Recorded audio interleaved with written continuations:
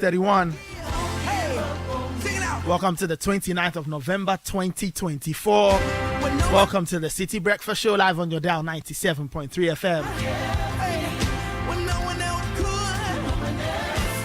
My name is Nathan Kwa, sitting in for your regular host, Bernardino Kokuavlo. Many thanks for joining us. Grab a seat, let's have breakfast. Thank you so much for tuning in. Travis Green with the song Thank You for Being God.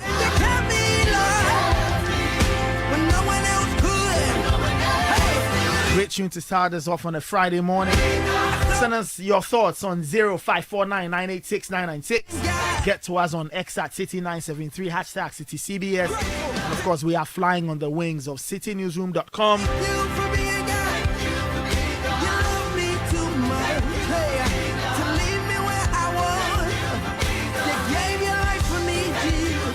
We start off with our business sense, proudly brought to us by ADB. ADB is offering a variety of personal loans, including top-up loans at significantly reduced interest rates, and you get to enjoy a longer tenure of up to 6 years. And the offer is open to non-customers as well. So call them on 0302 210-210 or 0302 224043. ADB, the People's Bank. ADB, truly a brick and mortar. I read something a few minutes ago and it struck me. Winston Churchill, he said the pessimist sees difficulty in every situation. The optimist sees opportunity in every difficulty. The pessimist sees difficulty in every opportunity. And the pessimist, yes, he sees every difficulty or sees difficulty in every situation. And the optimist sees opportunity in every difficulty. So perspective is key. What you see is very important, and how you interpret what is in front of you.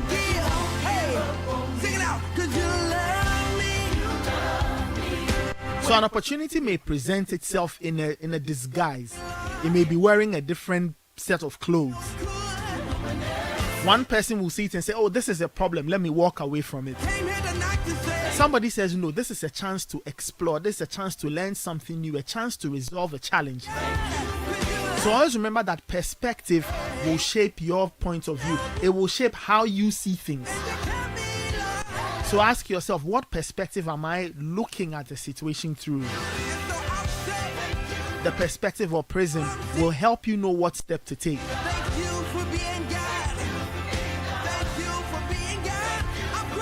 That's our business sense for the morning. Proudly brought to us by ADB. ADB, the People's Bank. ADB, truly a brick and mortar. Coming up next is the newspaper review, brought to us by Piva Beverages. Now, if you're looking for a best of flavor in every sip, then you need to try Piva Beverages. Enjoy the Piva Cola flavor. It's a classic taste, perfect fit anytime. If you want to go on a fruity adventure, the Piva orange fruit drink is what you need. And if you want something exotic, then you need the Piva cocktail fruit drink. There's also the Piva grapefruit, Piva tangy. If you want the bursting tangerine flavor, grab yours today at any local store or call 0550-032231. Piva Beverages, a taste you love. And EcoBank is also bringing us the newspaper review.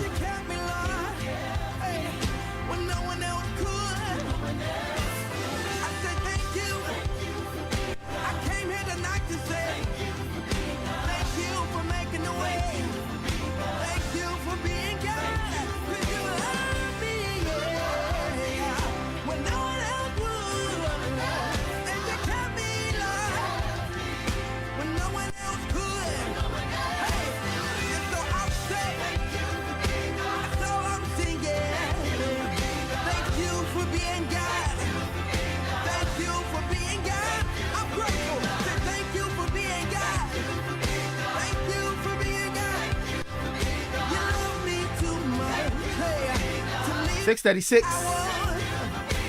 The newspaper review is coming up shortly. The gentlemen are ready. The newspapers are also here. Let me welcome the guys, Richard Delasky and Bernard Kokua. Good morning. How are we doing? Good morning. Good morning. Good morning. Morning, Good morning. good Good morning. morning, Charlie. good morning, good morning. Yeah. Today is the day. Today is James' day. You know that. Why? Today is the birthday of James. That's what. What's today's James' birthday? What's today's day? 29th. Yeah, that's right. So I just saw a post go up. Oh, I didn't know. 29th November. Honorable Clement Pact. He's wishing. Yeah, he says that he's wishing his what do you call it? The incoming president. That's Yes, so today is his birthday. Wow. Yeah. So this is today's James' birthday. So yes, James' birthday to you. Okay. Was Kufort not born in election day or something? December something. Yeah, after the election. He has some interesting birthday. I think December 8th or December. December 8th. Yes. Yeah, the day after election. So after give me election. birthday present. So a week today is December 6th. Yes. Wow. And then the day after is December 7th. Yes. And then by I don't know when we'll know the result. I don't know, maybe by the 10th. This year, everybody is saying they will know the result by December 8th or something. I think this year they want to make it faster because the EC has said that they hope that in 2 days we'll know. I've heard both NDC and MPP say by the next day or something. So they are collecting their numbers. Yeah, so I'm not even sure you need 3 days. I'm not even sure you need 3 days. Anyway, we have heard that before. Well, yeah. No, we have for Ushiki.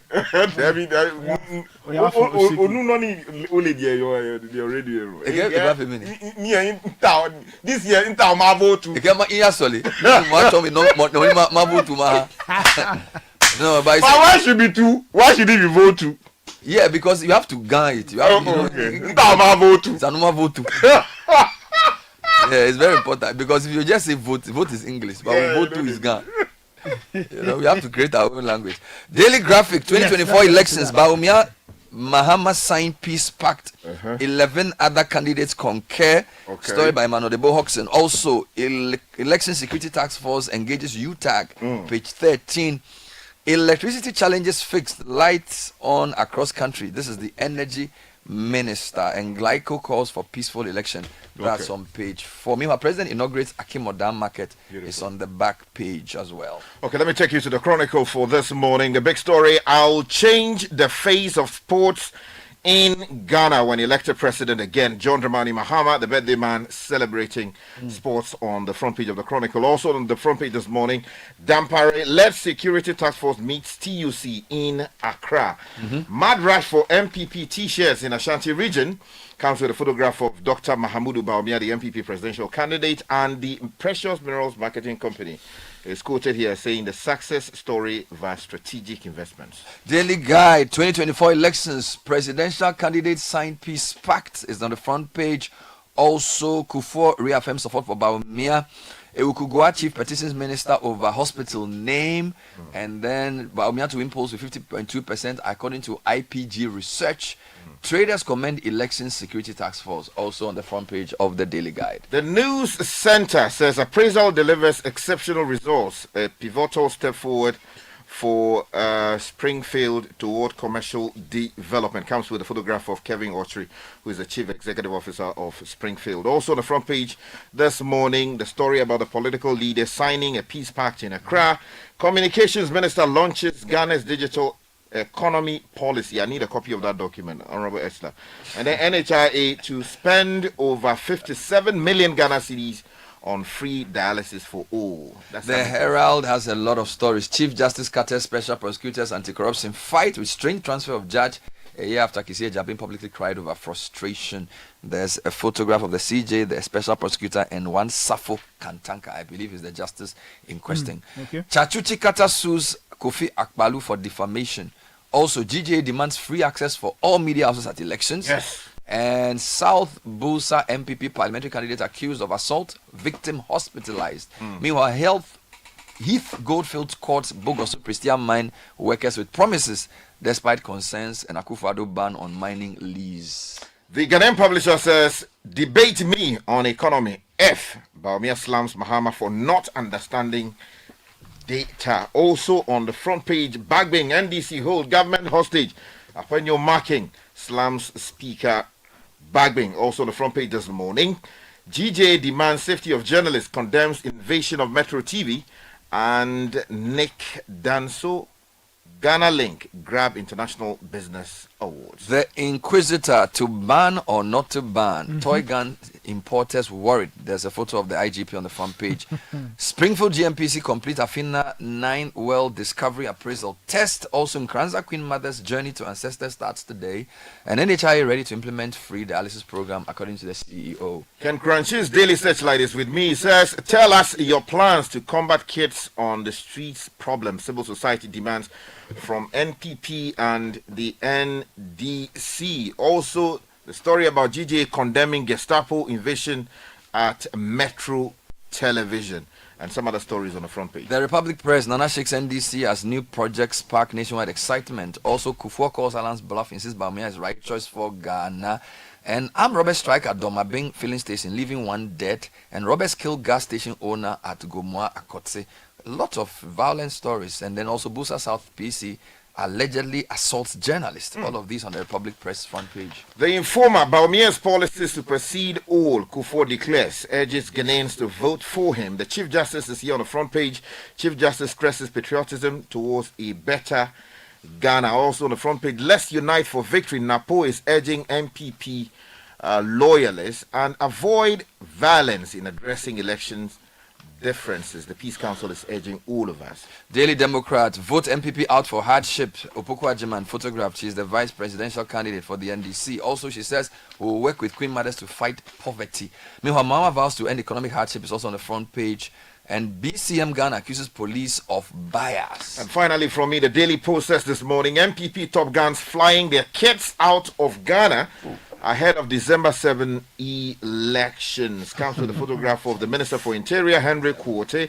Also on the front page this morning, signing of Peace Pact will amount to nothing without genuine commitment. The President, former President John Dramani Mahama on the front page this morning. All right. And then something here about the DC for Busa South, Daniel Kwame Gareba, brutally assaulted by, or he actually is alleged to have assaulted the staff, and now victim falls unconscious in the process, we are told. All right. Okay, if you go online quickly, channel1news.com, on the new electric buses, GPRTU says we are not scared of competition. So that's what's going on there. Banking expert calls for contingency plans amid Ghana's economic recovery. That's also there. The president is saying I've fulfilled 80% of my promises to Ghanaians. Interesting number. And government compensates over 500 persons affected by Buduburam rock blasting incident. This road is getting all kinds of problems. If you go to citynewsroom.com, there's a countdown to the election. 8 days, 11 hours, 26 minutes, and 32 seconds.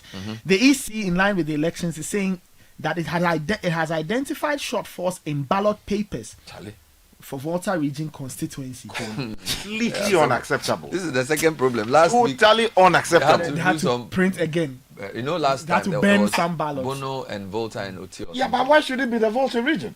Why should it? This is the second time. No, Bernard, it's a very important point to make. Yeah. You cannot be feeding into the perception that people have. Yeah. Get it right. That is why you are paid. Charlie. You sit there, your job is to look at the job properly and do it to the glory of God. I tell you. Now, every time, the last time it was, the first one. Now they say that. So the first one was 3 regions where they had wrong serial numbers. This one, they say there were ballot paper shortages in 5 constituencies. They mentioned my Keta as well. When they mention your constituency, you make what? Okay. No, it's not right. We'll deal with the details. We'll get into But that. you did hear? Yes. Never blow. Yeah, Dr. Bawumia is saying our tackle challenges facing the state. Charlie. And Forestry Commission CEO says Galamsey fight has produced positive results. All if you right. go to some other portals, myjoyonline.com, the EC is also here. Yes. It reaffirms transparency and unity at Peace Pact signing for the elections. And we cannot afford business as usual on debt management. AGI tells incoming government. Okay. And citizens' action is key. Martin Gambidu calls for resistance to electoral manipulation. All right. And Izankoma is advising media, don't rush to post on social. Yes, if you please. go into, okay, let's go to GNA. All right. Okay, let's move international quickly. Okay. CNN is here, and they're saying as Moscow's leader makes new bellicose threats, what the term escalation gets wrong about Russia striking or Ukraine striking Russia. And then there's a video of Russian missile attacks as Ukraine's energy infrastructure hits. And Richard, this will interest you. Australia passes social media ban for under 16s. Yes, that's correct. So they've banned under 16s from holding social media accounts. And in the war in Gaza, winter in Gaza means more people will die shivering. Cold and rain pose added threat to displaced. There's another Palestinians. story you missed on Channel 1. Wonderlust Ghana suspends Yes. 30,000 kilometer expedition due to stolen vehicles discovery. I'll bring you that story. Then there's an interesting one in the graphic today. Okay. Boxing's night of shame at Bukom Boxing Arena. Who was punched? Bro, so you know Aite Powers Promotions is trying to set up a title fight. Yes. And basically this is the second time it failed. I see. Fans were just doing Obanya Mikwe, all kinds of things. Charlie, but not bottles were flying, Oh. objects were being thrown. Oh, how? Chaka! Just said the boxing left the ring into the stands. Oh, no, can I- Aite Powers Maba. Copy. You remember Aite Powers Facebook? Sure. It It was a huge All right, so let's bout. start with the graphic. 11 candidates concur Baumia Mahama signed peace pact. The two leading candidates in the December election, Vice President Dr. Mahmoud Baumia and former President John Dramani Mahama, have signed a pact declaring their commitment to promote peace during and after the elections. Also signing the peace pact were the 11 other presidential candidates or their representatives. Now, the signing of the peace pact by the presidential candidates of their reps was supervised by the CJ, Justice Gertrude Saki Tokonu, yesterday, and it served as an undertaking by the presidential candidates to uphold and promote peace. Dr. Baumia, the presidential candidate of the MPP, before signing the pact, expressed his commitment to conduct his affairs in a manner that respected the laws of the land. Former President Mahama, who is the NDC presidential candidate, said he would collaborate with all stakeholders to promote peace. So those were the two. Lots of comments were made. Hassan Ayariga made some important points about peace in Boku. Jean Mensah, chairperson of the EC, said the commission, in the process leading up to the election, always employed the cardinal principle of transparency, responsiveness, and inclusiveness. IGP also pledged to be part of the peace process. Indeed, we need to commend Dr. Emmanuel Akwete and the team for bringing this very important meeting together. It was a well-organized event. It was live on Channel 1 television. Let me just stress something that the birthday man, John Dramani Mahama, said, and that is detailed in the Daily Post. He is quoted as saying that he's cautioning that commitments to peace ahead of the 2024 elections risk being rendered meaningless without sincerity and trust among stakeholders. He goes on to say that there is reason to be concerned that the signing of this pact, though well-intentioned, could amount to nothing if not followed by concrete actions to guarantee the peace by the stakeholders and government. So we need to do more beyond the photographic opportunities. Wonderful. Yes. The IGP also made some very important statements. He says that it will not be under his watch that we will have a sort of confusion in an election. Then in the center spread, the Catholic bishops are calling for sustenance of democratic governance. This is from the Graphic National Development Series a couple of days ago. The Ghana National Catholic Bishops Conference has said sustaining a civic and democratic governance system in the country requires the collection efforts of all stakeholders. Still on the elections, same center spread. Watch out for vigilantes. Professor Bafwa Jemandua, a governance expert, has called for the effective security arrangements for the polls and cautioned against activities of disguised vigilantes who he said might attempt to subvert the election process by impersonating security officials. Okay, so let's still stay with that space because the Peace Council, which organized yesterday's event, is also here in the Informa newspaper. The National Peace Council on page 4 has advised citizens to use non-violent means in addressing all elections-related differences during and after the elections. And if you turn to the next page, Angle. yeah, that should be on page 6 actually. Of There's which something paper? here about the Chief Justice, who says the story says the Chief Justice stresses patriotism towards a better Ghana. Now, the Chief Justice of the Republic, Gertrude Esaba Saki Tokonu, has underscored the importance of collective responsibility and patriotism towards nation building. Now, she noted everyone's constitution matters, or contribution actually matters, irrespective of the position he or she occupies in society. Now, let's stay, Nathan, if you don't mind, with the election. EC identifies shortfalls in ballot papers for voter, for some voter constituencies. This is Channel 1 News. This is the story that's generating Richard Sky's angst this morning. So the Electoral Commission, this story by Agibel Arthur, by the way, the Electoral Commission has announced the discovery of shortfalls in the presidential and parliamentary ballot papers for Keta, Ketu North, Ho Central, Hohoe, and Ho West constituencies in the Volta region. In a letter to representatives of all presidential candidates, the EC revealed plans to address the issue by printing additional ballot papers at ACT's commercials. Now, political parties and independent presidential candidates have been asked to delegate 2 representatives each to observe the printing process. The observation is scheduled for today, Friday, November 29, 2024 at 10 a.m. at the ACT's commercial printing house in Accra. Samotete EC's deputy chairperson on operations assured the public of the commission's commitment to transparency and accuracy in the electoral process. So, whilst it's concerning that these errors are being announced, I think it's also heartening to know that they are being discovered ahead of time. You follow me? So he signs the statement and basically asks political parties to be there for the printing of the rest of the ballot papers so that we have the full complement. Okay, so let's take you to some other stories, because we're told that Ghana now has a policy document on the digital economy, and Selom Bobiji has that story on the back page of the News Center. And it says that the Ministry of Communications and Digitalization has officially unveiled the Ghana Digital Economy Policy and Strategy, a landmark initiative aimed at solidifying the country's digital transformation and establishing its leadership in Africa's digital future. Now, the policy sets ambitious goals, including increasing the digital economy's contribution to Ghana's GDP from 4.4% in 2020 to 5.3% by 2025, by focusing on 5 critical areas: universal access and connectivity, digital government, digital skills and research, digital entrepreneurship, and data and emerging technology. GJ is demanding free access for all media houses at elections. Herald is reporting on page 5 that the president of GJA, Albert Jumfor, has demanded that the EC allows journalists who will cover the elections access to all processes without hindrance. According to Mr. Jumfor, any media restriction on voting would deprive the election or exercise of transparency, accountability, and access to information. And this is on the basis of the EC's prior announcement, and now saying that they are engaging the media leadership. Now, 2 stories. Before you move on, let me just draw your attention to some other angle of the story. GJ demands safety of journalists and condemns invasion of Metro Television. Says the president of the Ghana Journalists Association, Albert Kwabena Jumfor, has called for greater transparency, media safety, and professionalism as Ghana approaches the December 7th elections. Now, speaking at a press conference organized by the Media Coalition at the Ghana International Press Center, Jumfor raised concerns about the media's role in ensuring free and fair elections. He also criticized the invasion of Metro TV. Now, let me give you 2 stories on media. Professor Hinson cautions media against misinformation during elections. This is still the Herald. The provisor of the Ghana Technology University College, Professor Robert Hinson, has called on the media to exercise caution in their reporting as Ghana approaches the December 7 elections, urging them to avoid inflaming passions. Speaking at the Media Executives Breakfast organized by the African Media Bureau on Thursday, Professor Hinson emphasized the vital role of ethical journalism in ensuring a peaceful and informed electoral process. Now, the event was themed Ethical Considerations and Risks in Programming for Social Media, Responsible Elections Reporting. Now, speaking of the same program, this is the GNA angle. A. Sankuma says, don't rush to post on social media.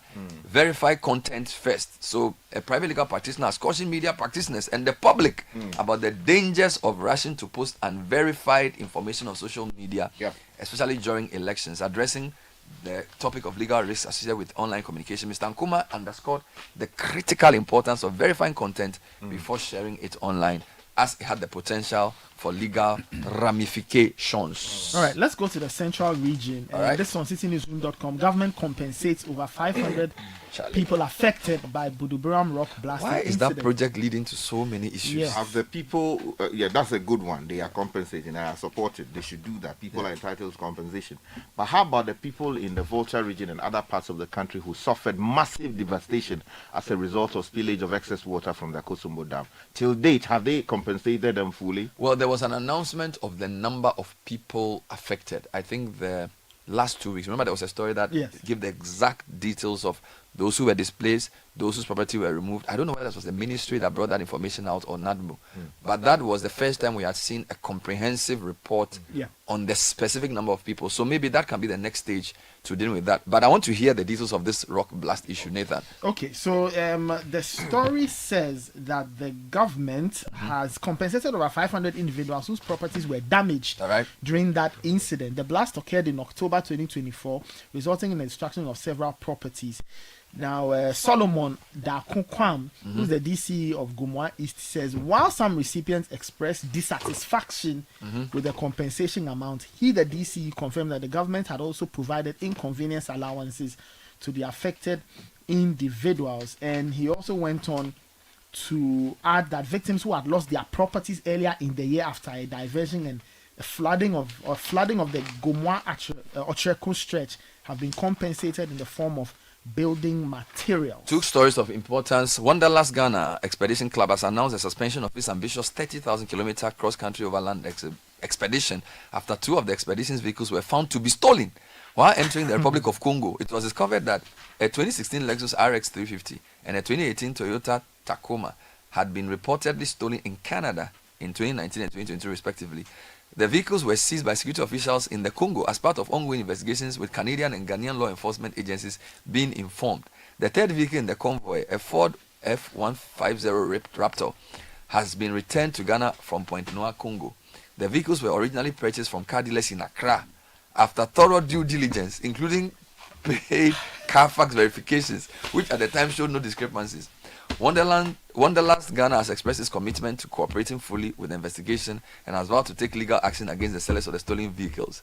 So basically, if you're going to buy a vehicle, you probably need to do a few more checks. Yeah. Because people are selling stolen goods on the Ghanaian market. Tell you. Now, I just wanted to highlight another story.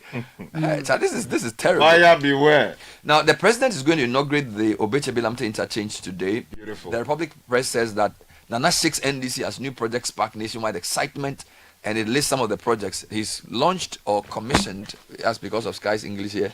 He's commissioned or inaugurated an Okimodam market, and today he's going to launch the Obeche-Bilamte interchange phase 2. That's good, but we've seen that before. I mean, previous elections, presidents inaugurating things. That's what politicians do. Yeah, and let me also just say that my good friend, the Honorable Kofi Boa, also inaugurated a 700,000 chips compound in his constituency. Okay. So this is a inauguration spree. There's a story on page 4 of the graphic where fans enraged by the cancellation of what was supposed to be a 3 night of boxing at the Bukum Arena descended into utter chaos, leaving Ghanaian boxing in the spotlight for all the wrong reasons. Okay. They took the boxing from the ring into the stand. Anyway, and they were doing all right, thank you, Richard. Thank you, Bernard. That was the newspaper. If you're coming up next is the City Business News. Gugomi, at what time when you come back we are not hear the sound of your car? Why you buy new car? No, I not change my car. It be the same right. It be the fuel way I change. Way one shouts it. Ever since I started using the all-new Excellium Premium Fuel, fortified with 3-in-1 action. Oh, Joe, now my car they run like electric car. No, it's so. This is the type of fuel where they want to. Because now engine they cost. Where they want for way if I buy it, it go protect my engine. And with the small way I buy, I go drive, sir. Absolutely. It's like strapping a turbocharger to your engine and giving it a protector. And what they bust my mind, Seth, be the 3-in-1 action, no. Excellium they prevent up to 99% of deposit. It be anti-wear, some be anti-corrosion. Won't pay away now, yeah. So where can I find this magical fuel? Just head over to any Total Energy service station and your car will thank you. Hey, they make a finish my gobe fast, then rush go Total Energies. My friend, but why your hand my gobe inside? I give you info. Make a feel the gobe too small. Go. Joe Pana. Excellium is designed to protect your car engine, decrease fuel consumption, and lower CO2 emissions. Don't say fuel, say Excellium. Choose Excellium, choose quality.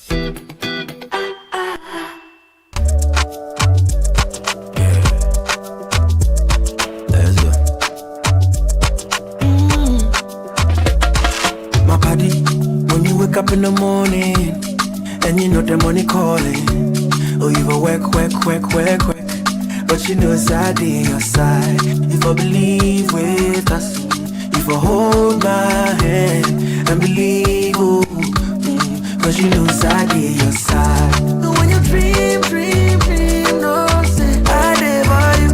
And when you hustle every day, when you wanna go, anything you do, I live for you. If I believe I live your side, fidelity. If I believe with us, fidelity. If I know I live your side, fidelity.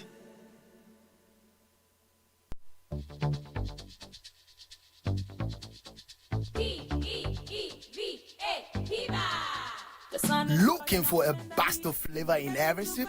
Discover the refreshing taste of Piva beverages. Enjoy the classic Piva Cola flavor, perfect fit anytime. How about a fruity adventure? Try our delightful Piva orange fruit drink packed with recognized citrus flavor. Craving something exotic? Our Piva cocktail fruit drink brings the tropics to you. For a sweet and juicy treat, grab our grapefruit drink and don't miss out on the refreshing Piva Tangerine fruit drink, bursting with tangerine flavor. Piva Cola, Piva Orange, Piva Cocktail, Piva Grape, Piva Tangy. Grab yours today. Available now at your local store. Call us on 055-00-322-31. Piva, a taste you'd love. This advert is FDA approved. P for Piva. This is the Citi Breakfast Show, the city's biggest conversation.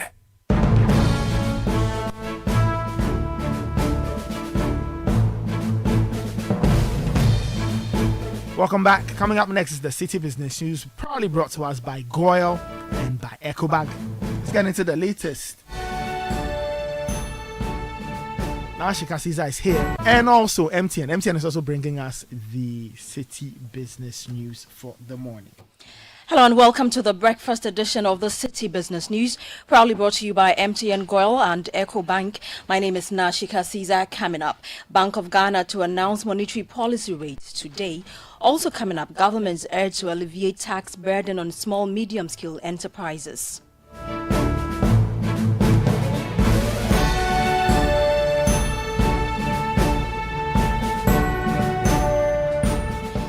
The details of our stories now. The Bank of Ghana BOG is expected to announce the new monetary policy rate today. This comes after the Monetary Policy Committee of the Central Bank concluded its last meeting of the year. During the three-day meeting, discussions focused on assessing the current state of inflation and overall economic conditions. Market observers suggest that the current MPC rate of 27% is likely to be maintained given the elevated risk to the end-year inflation outlook. The new rate will be announced in a press statement later today. Away from that, the African Center for Economic Transformation, ACET, has called on the government to take steps to alleviate the tax burdens faced by small and medium enterprises, SMEs, in the country. ACET stresses that easing the fiscal pressures on SMEs is critical to fostering their growth and enabling them to contribute meaningfully to the country's economic transformation agenda. This follows the impactful work of ACET Business Transform ABT program designed to strengthen SMEs by enhancing their investment readiness and overall competitiveness. Dr. Edward Brown is Senior Director, Research and Policy Engagement with the African Center for Economic Transformation and has been speaking with City Business News.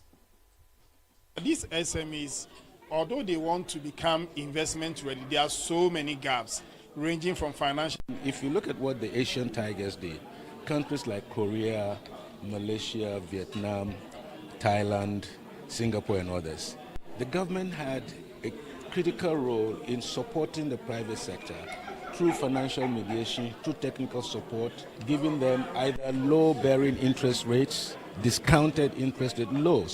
In China, they were giving 2% interest rates to firms.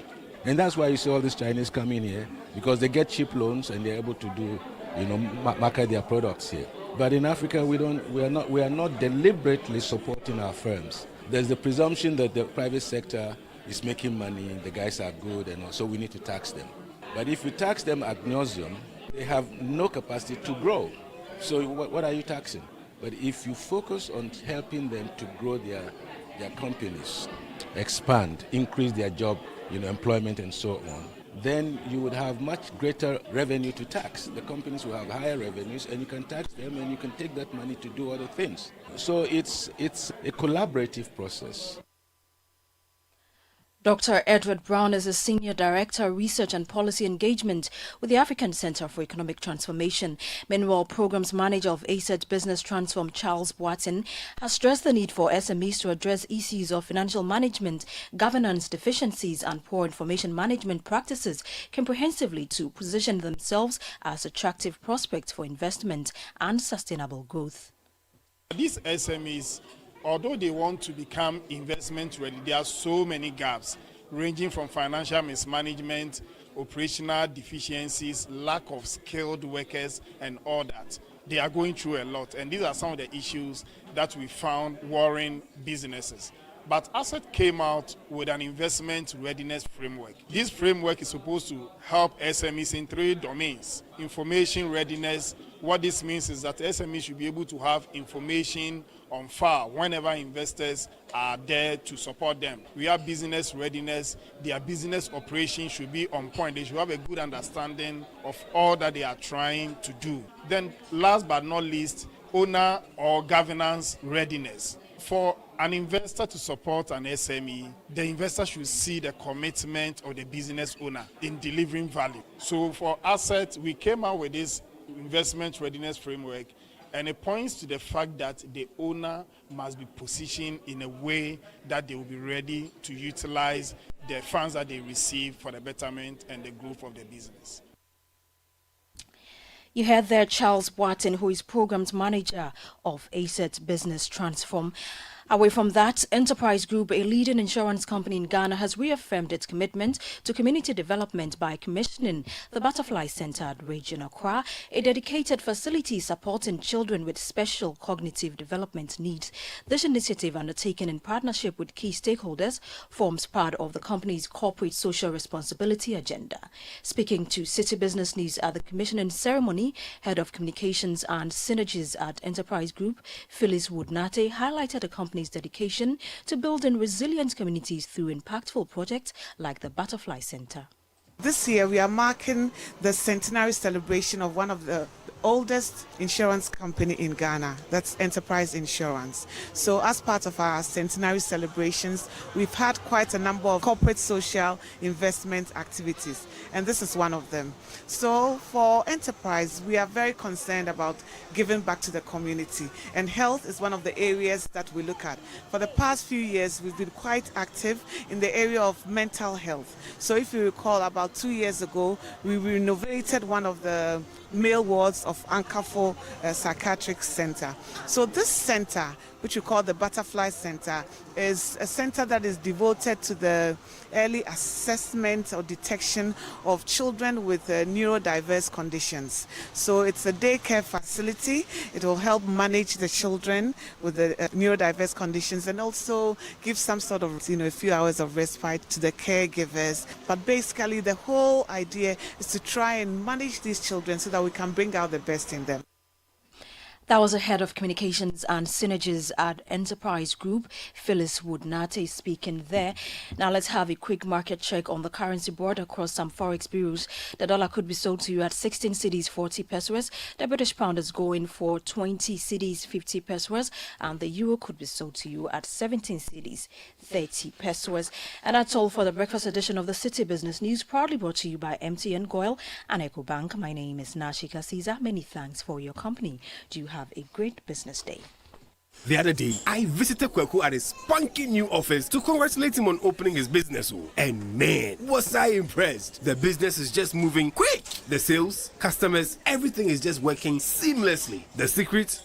He said, it's MTN Business Broadband. In this fast-paced environment, we need fast and reliable internet to support all business types. No laggy online meetings, great download and upload speeds, impeccable business management systems, all inclusive. I mean, you can have it all. Sharp! I signed on immediately.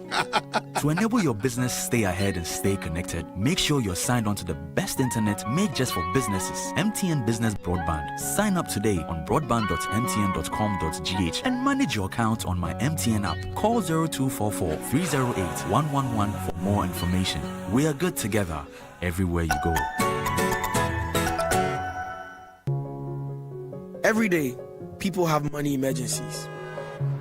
Ma, I need my school fees. Mommy, chop money. Cratchy, mommy, rent. Emergency. Now, there's a new emergency number in town.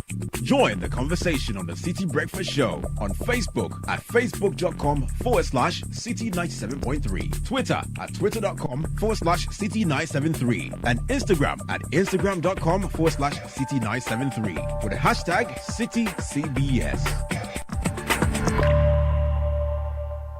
We understand the excitement and preparations that comes when your child gains admission into senior high school. But we at the Agricultural Development Bank, ADB PLC, also understand the financial burden this comes with. The chop box, trunk, school mattress, you name it. That's why we have partnered with Prospectus Ghana Limited to offer financial support for parents by introducing the ADB Quick Purchase. With a smart loan of up to 20,000 Ghana cedis, you can pick up all the items on your child's prospectus for school. ADB PLC offers you a repayment plan of 12 months to relieve you of all that heavy financial burden. Every ADB customer who receives their salaries through the bank, military and police personnel, and all other workers on the Controller and Accountant General's payroll qualify for this facility. Walk into any ADB branch nationwide or any Prospectus Ghana Limited office near you to apply for the ADB Quick Purchase. Terms and conditions apply. ADB, the People's Bank. ADB, truly a Greek and more. This is the Citi Breakfast Show, the city's biggest conversation. L to the A to the L to the A. Normally I be good person. What it happen? Big question. I've been on my obsession.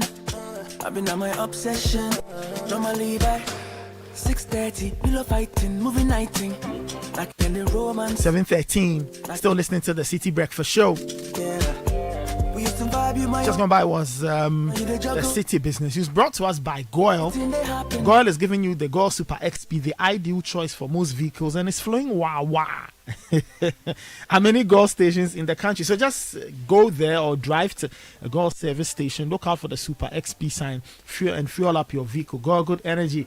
Goyle Yanya Dia. EcoBank also brought us the City Business News. Star 770 hash is the new EcoBank Money Emergency number. If your body bab you, Charlie, you are in a tight fix and you need some financial relief, just dial star 770 hash. No need to panic in any money emergency situation. Dial star 770 hash now for solutions to your money emergencies. EcoBank is the Pan-African bank. This feeling, wait for to break all my eyes. This feeling, I almost get this feeling. We go for to send vibration for a body. But girl, Luna, we won't make a be Luna. Girl, you won't make a impress her. Bad man, no they do yes sir, massa. We used to vibe, you my only one. Now you they juggle me up and down. We'll get into the City Business Edition in a bit. I'll be telling you today we are continuing a great conversation concerning Prostate and their new AI facility in a bit.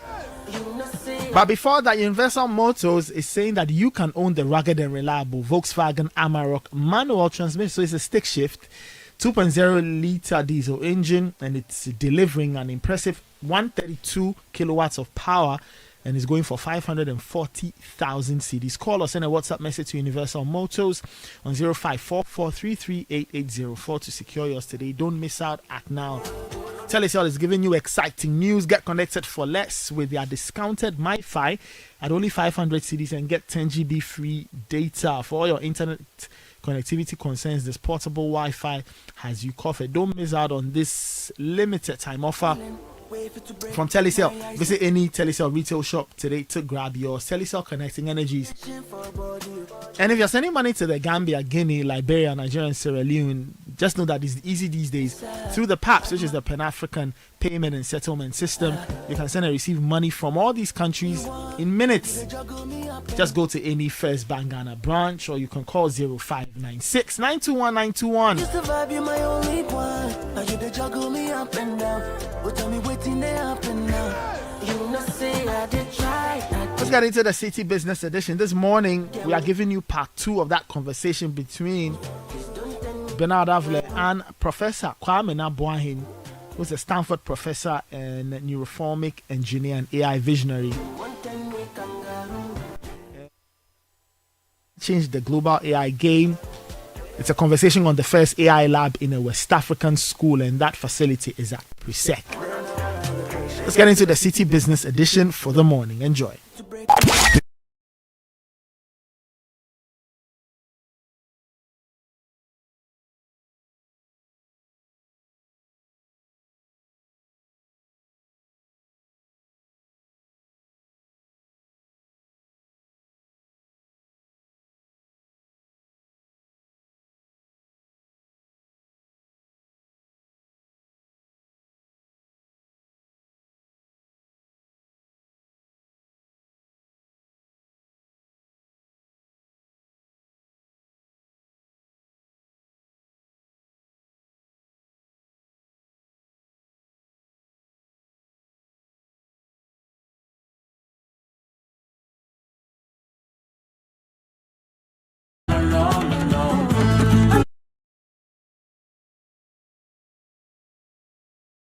the City Business Edition. This is a special series we're doing for a number of reasons. Herman Chirin Hesse, one of Ghana's greatest minds, was laid to rest a few weeks ago, and we're talking to people who worked with him, knew him, schooled with him. One of our guests, Kwabena Boahin, and that year for A level, of course, a Kwaboche boy at heart, 1 to 5, between 76 and 81. We're also here because the Presec 99-year group wants us to interview people like him as part of their build up to the grand opening of their AI lab. Thank you for talking to us, Kwabena. You teach as well, don't you? Yeah, of course. So you I know you up to Johns Hopkins. So I don't know how you got into Stanford yet. Yeah, okay. I also know how you entered neuromorphic engineering based on your explanation about listening to Terry and the other professors talk. Mm-hmm. So let's work our way through. So did you start working on this thing at Johns Hopkins, or you had to go somewhere else? Talk to me about what you did at Johns Hopkins. Yeah, so after I heard this talk and I thought it was such an elegant approach to solving problems, even problems that you didn't even know how to solve, I got interested in building a chip. So instead of programming software to do this, I wanted to build a chip where I would give the input directly to the chip and the output will come out from the chip. And it wasn't like running software. It was actually taking this network where these, artificial neurons were connected to each other by weights, because that's what they're, computing with these vector matrix multipliers, right? I'm actually going to make physical neurons and have physical weighted connections so that the information will just flow through and it will come out. And then by doing so, remember I said the computer has to do so much work just to do one multiplication, but by doing it this way, it will be much more efficient because it will involve much less work, right? So that was what I set out to do. And so I basically took a class in chip design when I was a junior and at Hopkins, and this was a class that was offered where they'll teach you how to use these software tools to design chips. You basically define all the different layers in the chips, where the transistors and the metal wires and all that. And it was really fun because I like technical drawing, so I love this. I love, yeah. So it was just like my technical drawing that I was doing at Infanso. But now you don't actually use a T-square and pencil and ruler. It's just a software program you're using to define all these things, and then it will automatically check that things are the right size and the right spacing, and so forth. So I basically, as part of that class, once you learn how to use the tools, you were allowed to come up with some idea of something you want to actually design. So I picked one of these neural networks. It was actually the other guy who got the Nobel Prize was John Hopfield, and he was awarded for coming up with something called the Hopfield network.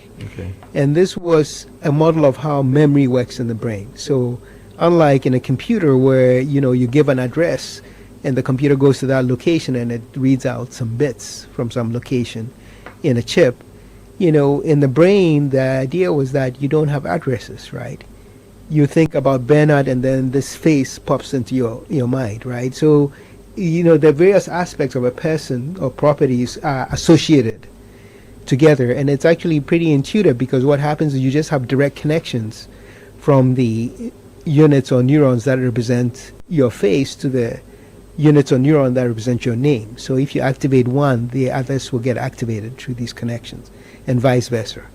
And so that's exactly what I put on the chip. So you could give a pattern of bits that represents something, and you could store another pattern of bits that is something you want to associate with that. So there's a learning phase where you present all these patterns and you adjust the weights. And then after you're done, you can present some pattern and you can recall the other one. Or you can present a noisy version of the pattern and it will not only record the other one, it will correct that noisy version as well. So this is basically based on Hoffield's model of how the brain remembers. So there are many areas of learning that you are bringing together. Yeah. So you are a neuromorphic engineer, but it's computing, right? Now, these days we hear things like machine learning. Yes. We even know of quantum computing. Yes, we do. Yeah. And now there's AI. What you're doing straddles all, doesn't it?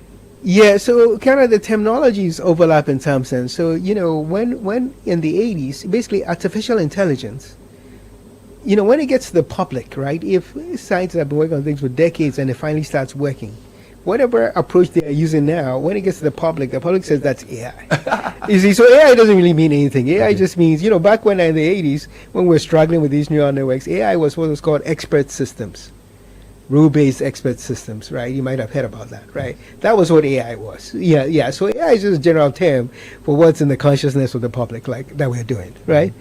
And so then machine learning is sort of a more sort of constrained term where it's saying, how do you get machines to learn? So this is like not expert systems or other ways in which you can, capture information or process information. This is really specifically based on showing examples and having the thing figure out what the relationships are with this mapping through this sort of network architecture. So that's machine learning.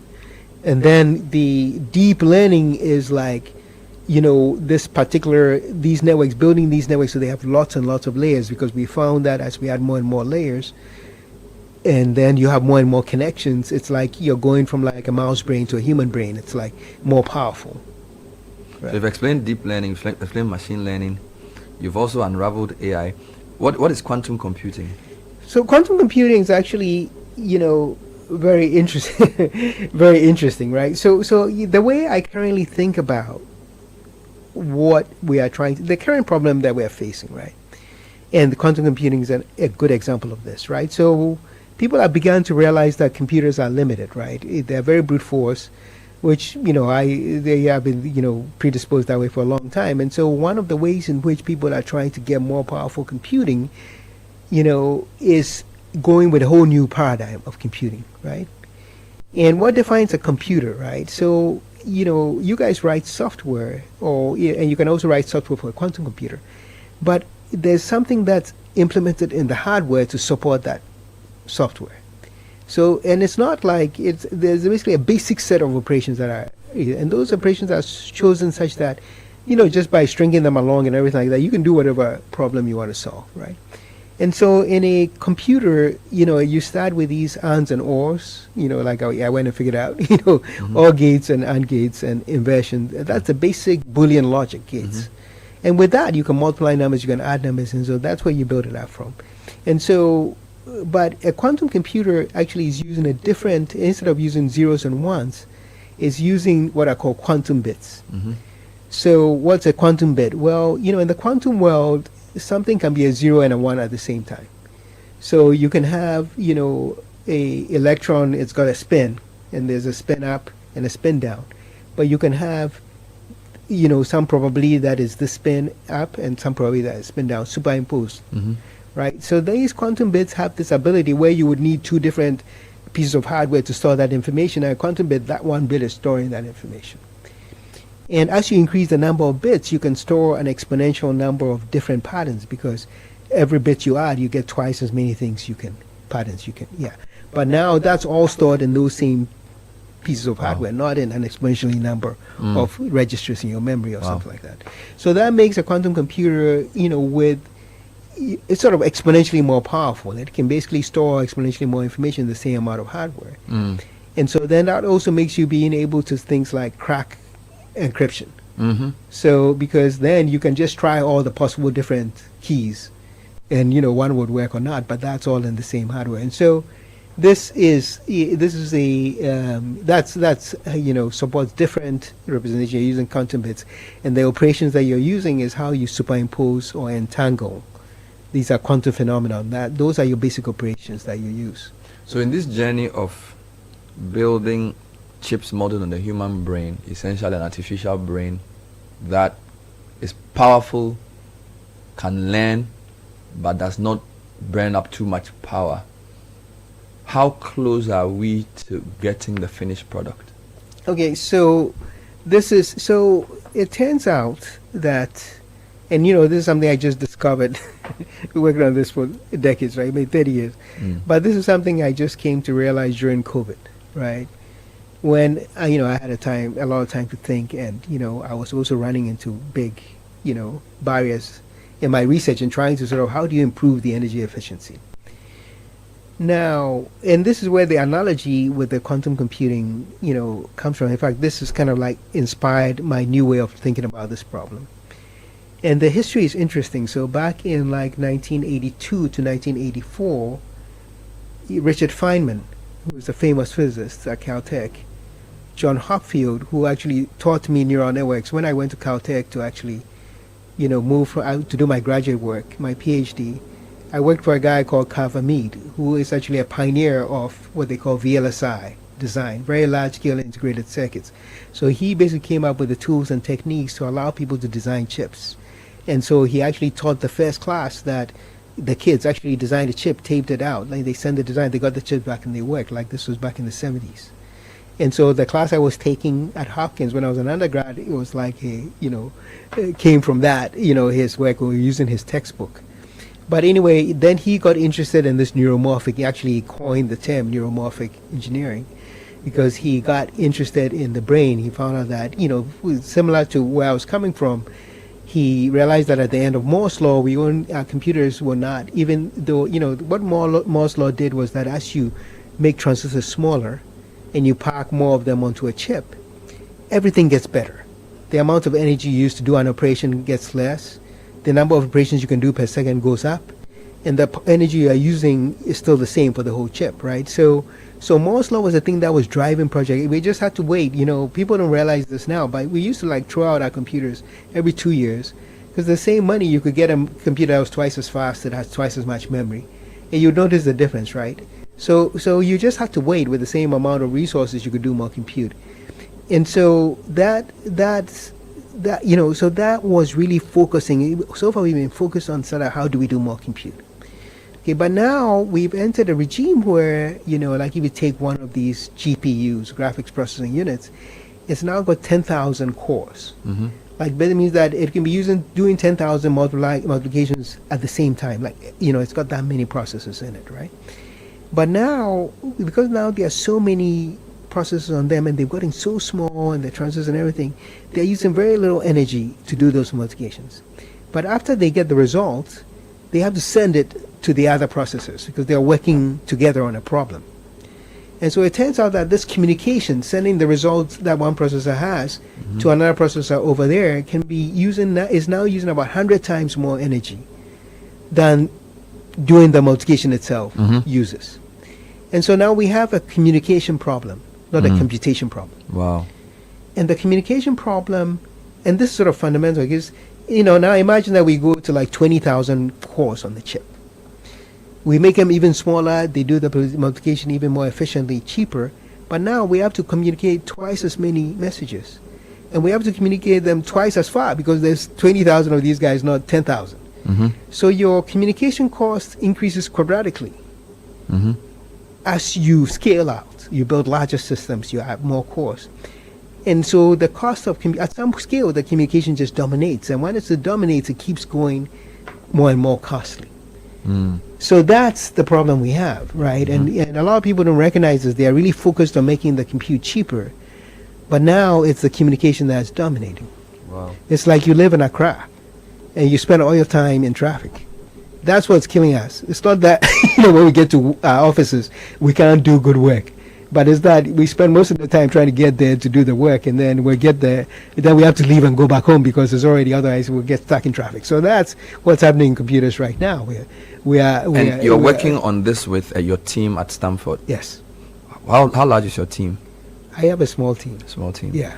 I don't believe in large teams. But the university and everybody knows you will crack it soon. Because you've done this for 30 years. Yeah, so it's not how long you've done it, right? And you were asking this question earlier about education. Yeah. Why was I focused on compute, not on communicate? Because 20 years ago, that was probably the thing that was limiting us, because we didn't have so many cores on a chip. You didn't even know about this problem, right? And so the world is changing, and the conventional wisdom, it's not changing as fast as the world is changing. So, a lot of the time you spend your time sort of working on the wrong problem, or you don't recognize the world has changed. And this is not kind of a thing to do with education. Basically, what they teach you in these textbooks is obsolete. These textbooks have been around for a long time, right? So that's what you have to. A lot of them you're just banging your head, right? And this is why it's good also to build hardware. Like you build things and you measure them. These ideas you have just go out the window. You learn things that, you become face to face with a problem. Right? Wow. You grapple with the real thing. And so I think a lot of time is spent really finding the right way to look at the problem, or what's the real problem, or trying to get rid of some dogma or some misunderstanding that you have. Some famous professor told you this and you were like, wow, is that really true? I don't really understand that. But then you just went with it, because the guy is famous. So then later on you find out, well, maybe you should go back and check this, That's what happens. Somebody wanted me to ask you why you want to challenge God to build an artificial brain. Are you trying to challenge God, or you're trying to be as close to what God has created naturally? Let me put it this way, right? OpenAI and Microsoft. I'll give you two shocking facts, right? OpenAI and Microsoft are spending $100 billion to build a supercomputer to train the next generation of AI, which will be like ChatGPT-4. It's going to have 1 million GPUs, and it's going to use gigawatts, like 5 gigawatts of electricity. Akosombo Dam makes like 600 or 900 megawatts. 1 gigawatt is a nuclear power plant. So it's going to take 5 nuclear power plants to power this thing. And if you look at the network they are building, it's got, so we measure the size or how big these, neural networks are by the number of parameters, the number of weights. It's got 1 trillion weights. GPT-4 has 1 trillion weights.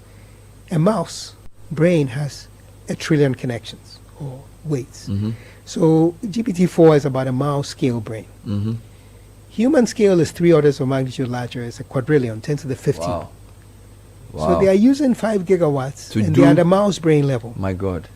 By the time they get to human brain level, they'll be at 3 terawatts. So the problem you are trying to solve is a fundamental problem. So 3 terawatts, that's the entire U.S. electricity consumption. There has to be a better way, which is why you're persisting at this.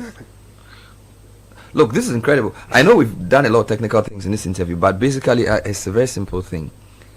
To generate more computing wisdom, you need more power, and our guest is trying to reduce the power you need to make the computer be a better tool for not just calculating normal things, but solving problems, learning and improving upon itself in an efficient way. And by the way, globally, we're in an energy transition period. People are moving away from fossil fuels to EVs, and that should tell you that computing has to, at some point, realize that amount of power is not sustainable to generate it to get the benefit of the computer. So observing nature and looking at how the brain functions is the way to go. So even though it's a small team at Stanford, I hope they are willing you on and you're getting the research funding to keep going, because it's a fundamental problem you are trying to solve. So there's no way, nobody's going to redefine that problem until it has to be solved at some point. It has to, because it's the difference between 3 terawatts versus, do you know how much energy your brain uses? Tell me. Human brain? I don't know. 25 watts. Oh gosh. That's like a light bulb. This is uber efficient. Yeah.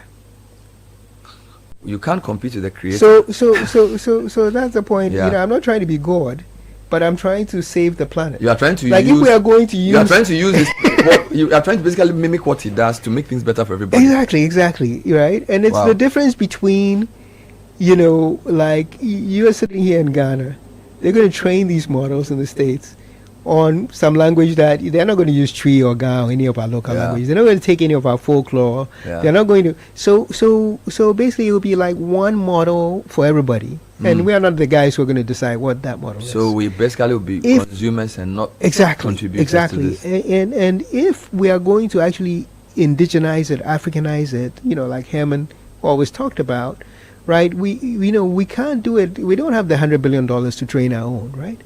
The only way we can do this is if the energy consumption goes way down, and that would democratize it, right? And that would allow, the other thing that's happening is only the big guys, Microsoft, Google, and these guys and so forth, can do this.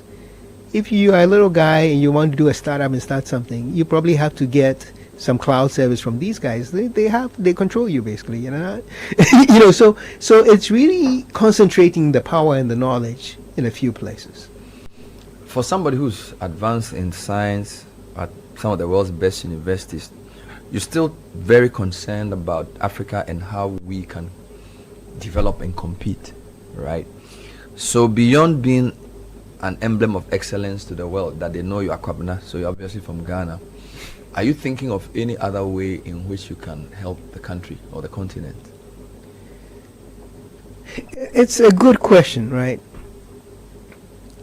But with that word help, I question, right? Okay. So give me a better word. Give me a better word. It's like we need help. I don't think we need help. To contribute to the continent. You know, I don't think we need help, you know. You can look at these, you know, me, I was a co-chair and I went to design this corn planter. You look at the National Math and Science quiz. These kids, you know, just aced it, right? Mm-hmm. You know, so I think, you know, we all have this brain. Everybody has these 86 billion neurons. You know, way more powerful than anything we can build right now, and so on and so forth, right? And so you just shouldn't underestimate the, you know, talent, creativity, ability to solve problems. You know, I like to say, like, tinkering will get you very far. You know, I had this lab when I was 10. I was always taking things apart, breaking things. You know, my parents call it konkaka. They say, oh, he's doing konkaka. You know, this is what they call onomatopoeia. It's like, you know, the word sounds like the thing that is describing, you know. So that was my konkaka laboratory. That's what got, nobody helped. That's what got me where I am. Wow. That's how I learned everything, right? And so I think, you know, if you have kids, they are doing their own thing, you should encourage that. You shouldn't try to be somebody else. Like, you know, if I wanted to be, you know, John Hopfield or one of these people, there was already a John Hopfield. Now I come with my own way of looking at it. And, you know, the more different your background is, the more opportunity you have to create and come out, look at things from a different way.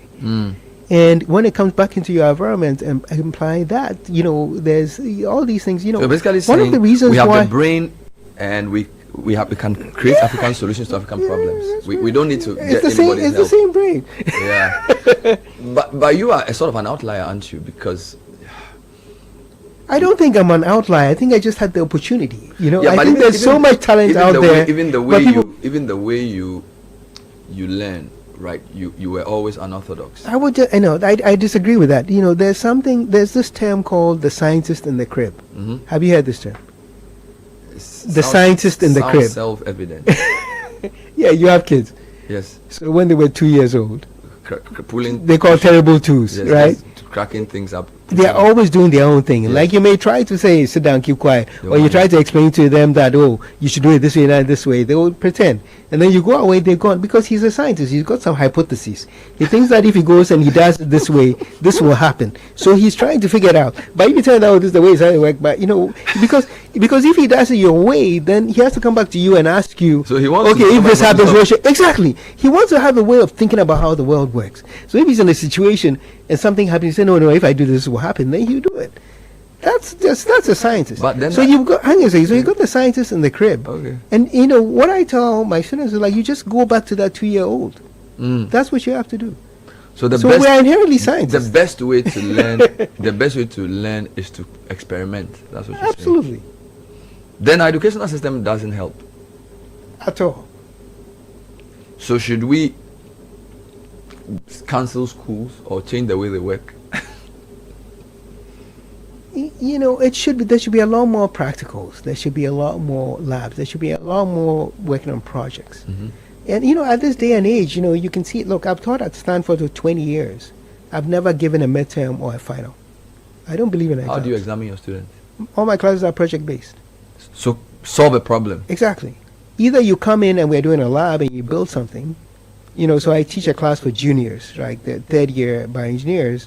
We build a centrifuge. At the end of the quarter, we bring in pig's blood, and they have to centrifuge it, and I have to see the cells separate from the plasma. So if it then works, your thing works. So it's not that you answer the question. And you know, like you can't go and ask ChatGPT to like solve this for you, right? Which is what you can do now, right? You know, anything you can write, and then my graduate class, you know, you pick some paper that has been published, where they developed some new thing or they came up with something, and you replicate the result. Wow. Yeah, and so So that's the way to go if we really want to solve our problems. Absolutely. I mean it's just worth a bit of thinking around that. So organized education probably blunts people's creativity in the way in which we do it. The way generally it's done everywhere. Not even here, generally everywhere. Yeah. So curiosity, experimentation, that's the key to knowledge discovery and the key to solving problems. That's a profound one. So the question I asked about what you're doing for Ghana. So do you have any project here in terms of teaching? I mean, people are building some lab. Do you have any? Yeah, no, I don't have any projects right now. No. There was a time when I tried to do something with tech, and it was so frustrating that I gave, I gave up. But now it's really kind of you guys are having these. Conferences in Accra. Several people are saying, hey, we're in Accra for this neuroscience meeting, Kigali. I got an invitation to go to one in Lusaka in Zambia. And, there's AIMS Ghana and there's AIMS Cape Town, which has been there for a long time. So there's things happening, and, I would, like to get more involved, go back and forth more. And, but, You're so things focused on happening. solving this fundamental problem, which has kept you awake. But it's in some sense, the question is, what's the fundamental problem? And I think it really is going back to that 2-year-old state. One of the things you notice, like places, why is the U.S. innovative and so place? These innovative places, people question authority. People are individualistic. People are free, right? In Ghana we are very, stick to the book. Don't stand out from the crowd, fit in, this kind of thing. I want to challenge that. But maybe it's changing. But yeah, I mean, the Japanese, they're also very, in terms of how you learn in school. You don't question too much authority, but they're also very creative. Yeah, but you see, so is it really that? Is that what it is? You see, it works because in Asian cultures, they do have that. The guy who founded Sony, he went and licensed the transistor from Bell Labs in the U.S. Right, and so so they go in the scale up production phase of things and stuff like that, right? But you need all that in the ecosystem, right? You need and I think if we're a more one of the things like if you look at China, one of the things that places like Japan, China, and these places have going for them is that even if there's an existing solution, they still have to come up with their own, because the language is different. The way they make signs, road signs, everything, they're all different. The characters they use, they have to come with their own keyboard. They have to come with, so that gives them the capability of developing their local, their local talent. Somebody else. Yeah, but here, because we are English and everything like that, we, the solution there works here, and it doesn't give us the opportunity to generate this, local skill set and talent and adapt to our own problems. So in some sense, it's harder for us to do that. Wow. All right. So let's be wrapping up with a few more thoughts. And by the way, I'm speaking to Kwabena Boahin, who's Ghanaian at Stanford, helping to solve a fundamental problem of having computers work with less power, essentially do what they do. He's a neuromorphic engineer. That's a very big word. Let's wrap this up with a few quick first-time thoughts. You've spoken about your views on education. You've also said to me about innovation requiring an ecosystem to function. All right. You've also said, I think you think Moore's law is a very important law, and you've also said something about, I think you called it hardware lottery. The hardware lottery. Hardware lottery. Yeah. What is hardware lottery? Yeah, so the hardware lottery is this concept. There's a woman, a researcher at Google. She's since left, but published this paper about 5 years ago called the hardware lottery. And this is something people have observed, that the thing that the invention was made for is not usually what it ends up being used for. And usually it happens because we all sort of recognize some problem, because there's a big need for that, And so then we try and come with an invention to address that problem. But usually, if it's a big problem, there's a big need for that, there are some entrenched players that, are dominating the field. And if they don't adopt it, you're not going to get in. Your solution's not going to get in. And so that usually the marketplace decides, like, okay, is this thing going to be accepted or not? That's the lottery part. Like the thing. And so the, current example is the GPU. So these machine learning, deep neural networks, all this AI revolution is actually being like driven by GPUs, and these are graphics processing units. And if the name tells you that it wasn't invented, it's not a machine learning unit or something. It's actually was designed to actually accelerate rendering graphics on your screen so that you could render like a 3D world and you could play a video game interactively because it'll be respond quickly. And so and back in when this whole revolution in AI started in 2011, 2012. When two students of Jeff Hinton figured out how to take the software that they've written to train these networks for them to learn and run it on a GPU rather than on a regular computer. Because that allowed them, because the GPU has like 1,000 processors on it, it allowed them to speed up what they were doing 1,000-fold. And so they were able to train a much larger network.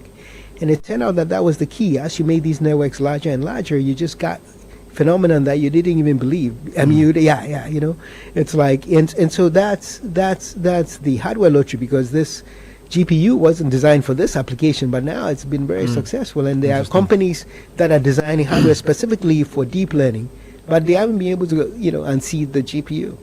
Final question will be contemporary. So Minister of Education focused a lot on STEM. So he's building STEM schools. He thinks that's the way to go. The Vice President is also talking about digitalization. These are all buzzwords. Any thoughts on these? So I believe in operationalizing knowledge. I get kids in my lab. They show up. They are like first year graduate school. They want to do research. They've learned in some book that there's this term, right? You can't come over right now. But they've learned the definitions of things, right?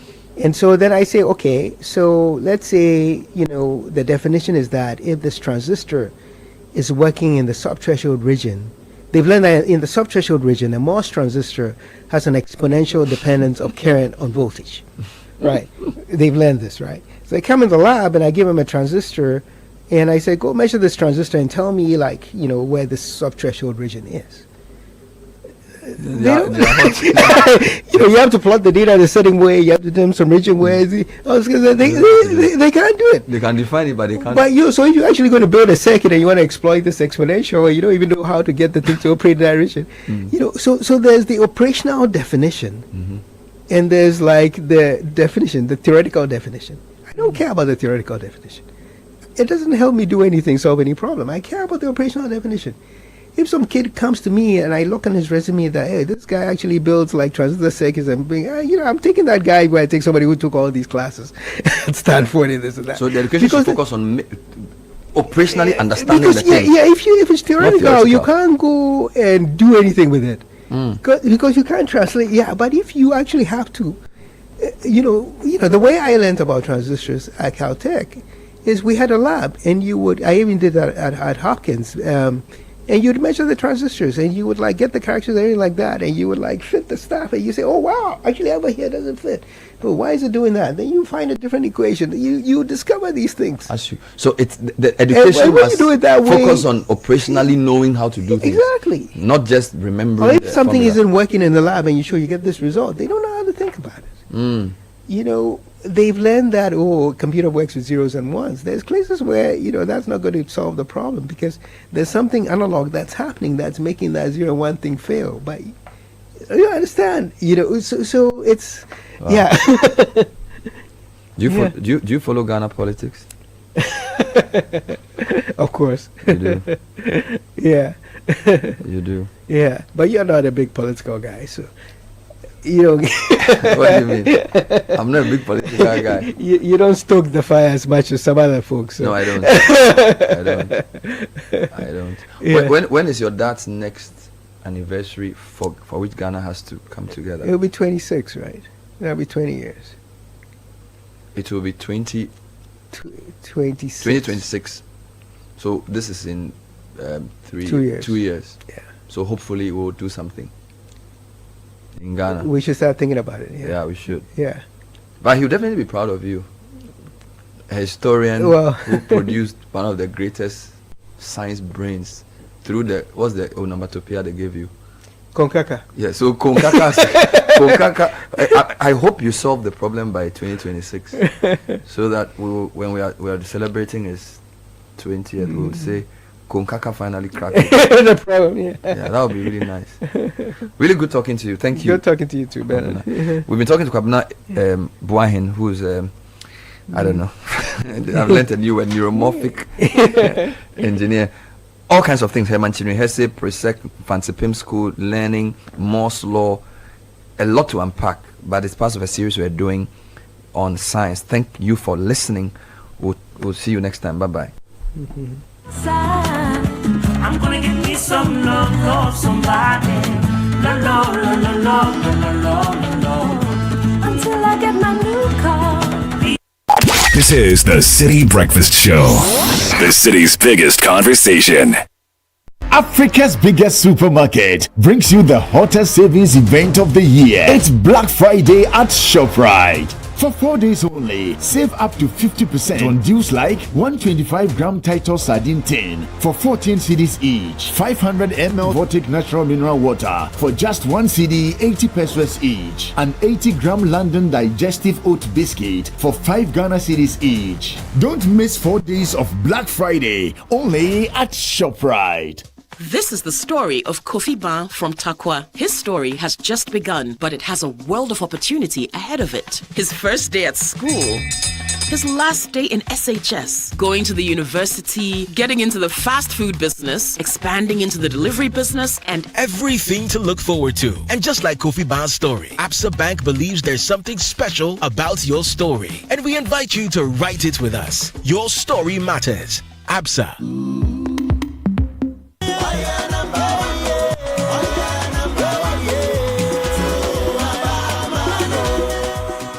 Ojam, did you know the NDC once promised a one-time premium for NHIS? Yeah, but when they won the elections, they could not implement it and almost collapsed the NHIS. Today, this same man is promising Mahama care and free primary health care. They think we are kids in this country. We don't have short memories, like Mahama said. Remember the capitation pilot in Ashanti? You were stuck with one health facility, no matter what. That was so limiting. But look at us now under the MPP. There's real change.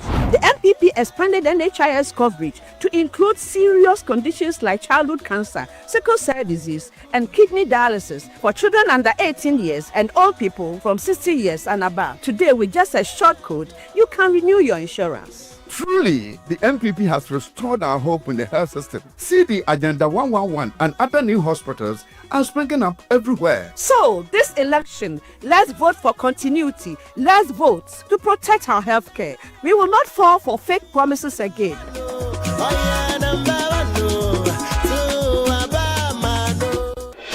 Channel 1 TV is live on DSTV, GoTV, and HD+. On DSTV, find us on Channel 363.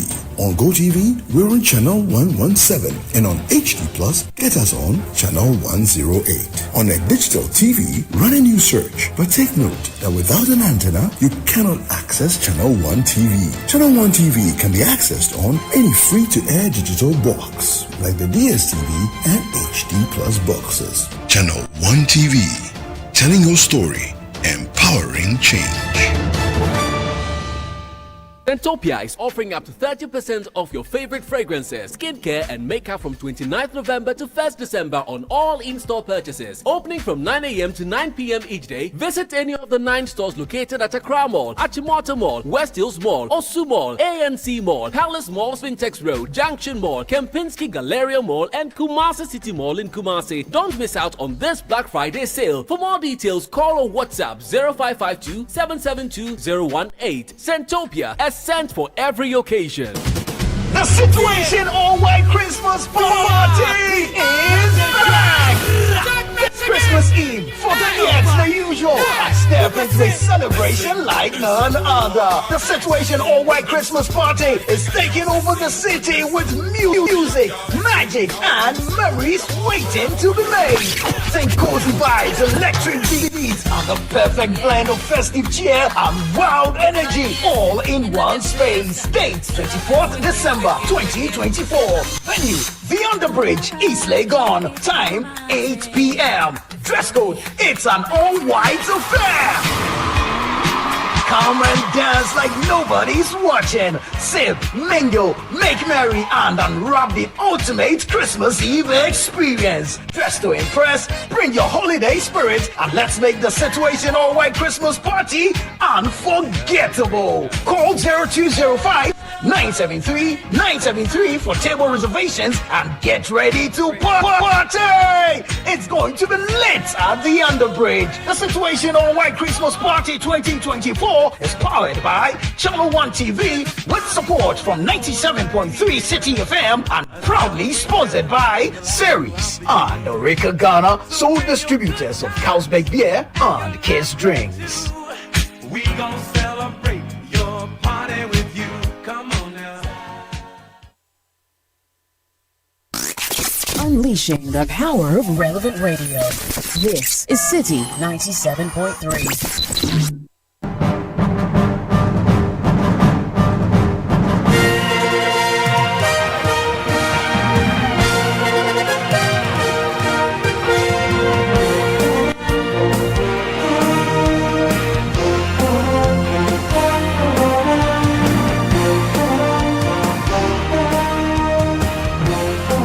Welcome to Friday's edition of Kickoff on 97.3 Citi FM. We are proudly powered by Shell, V-Power, La Shell, Zonda GH, and Polytank Ghana.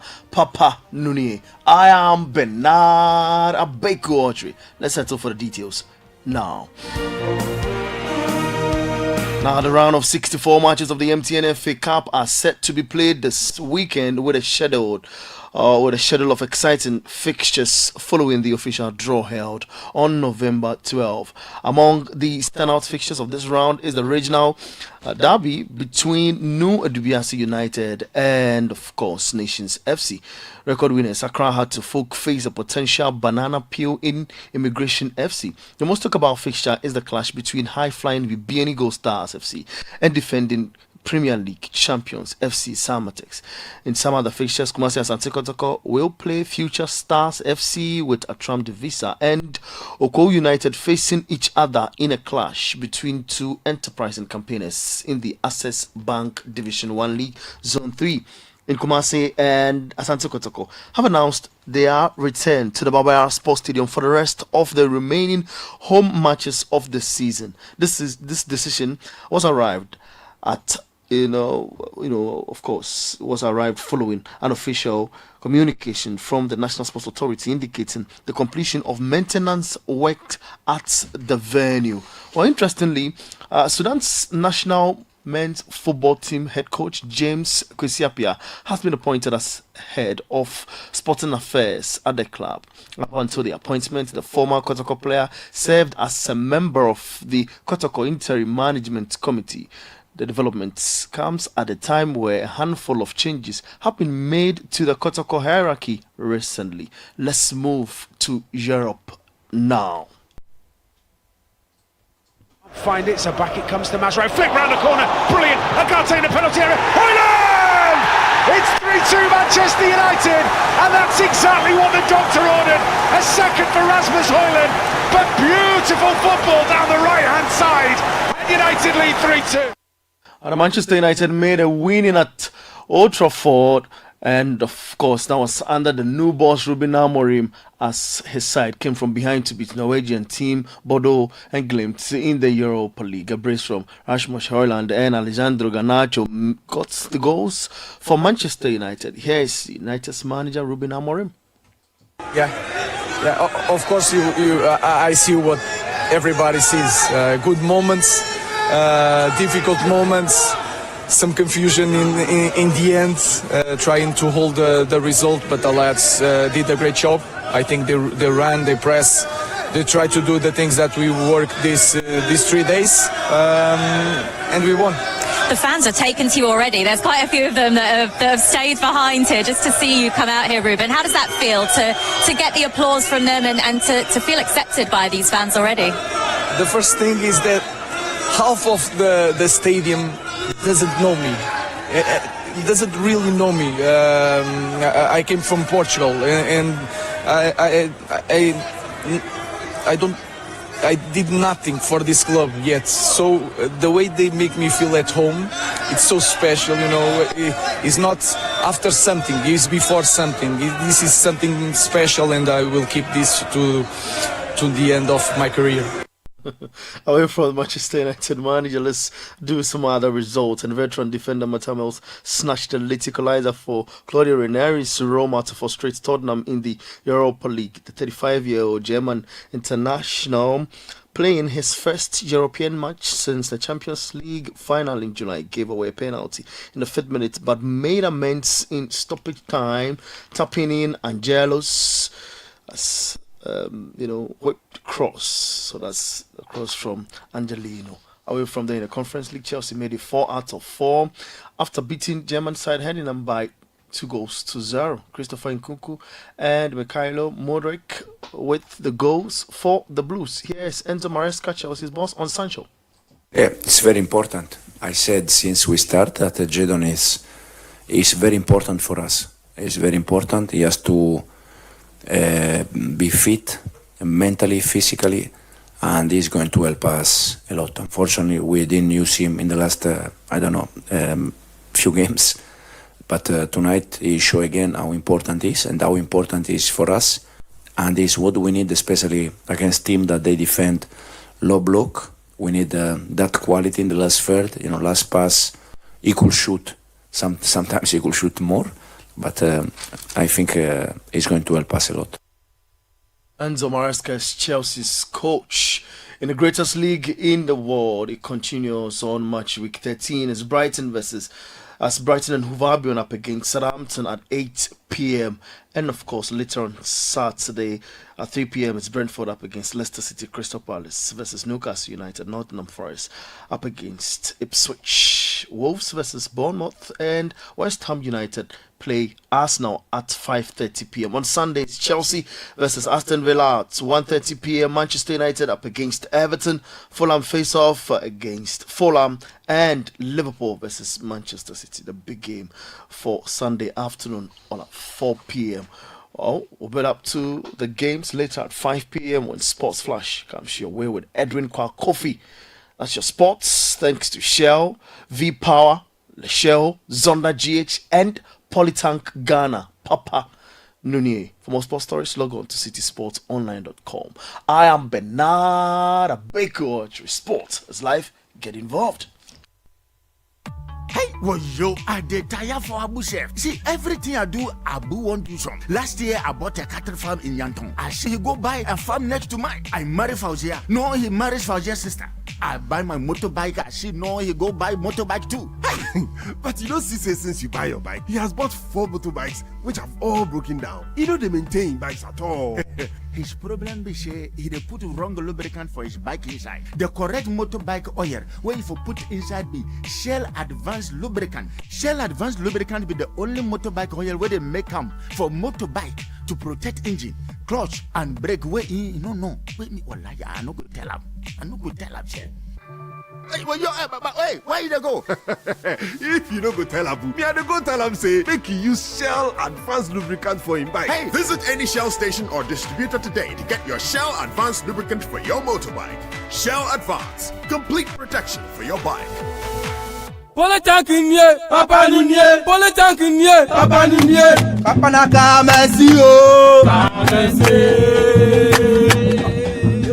Papa Nunye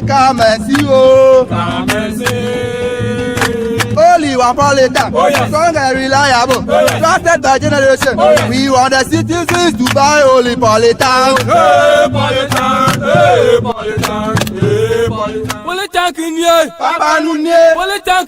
Papa Nunye, Accra plumbers say so. Guys, Charlie, You know that mining contract I've been chasing for years now? I just got awarded the deal. But the issue is where to get the right and quality heavy-duty trucks to execute this job here in Ghana. Relax, my guy. Remember my recent construction deal at Pokwase? Zonda sorted me out. Zonda? What? Who is that? Zonda Tech Ghana Limited is your one-stop shop for machinery, heavy and light-duty trucks, and pickups. They have the Shantui bulldozers, graders, payloaders, rollers, poor pickups, 4-land light trucks, TX trucks, and oil tanks, made and assembled right here in Ghana with top-notch after-sale service and standard prices. Made in Ghana. This is amazing. You haven't seen my Zonda Power pickup, which I take to the office. Strong, durable, and tough on our roads. Hey, that's from Zonda too? Absolutely. Zonda is the right place for you, my guy. Oh, now I am sorted with Zonda. Zonda Tech Ghana Limited, your solution for heavy and light-duty trucks, located at Tema, off the Flower Road. Call 0501-772-222 or 0501-773-333. Zonda, built in Ghana, building Ghana. In a world where only the best survives, you need a fuel that can match your drive. A fuel with unparalleled protection for your engine, superior efficiency, and unrivaled performance. A fuel so unbeatable, when you get behind the wheel, you'll focus on what really matters. The journey ahead.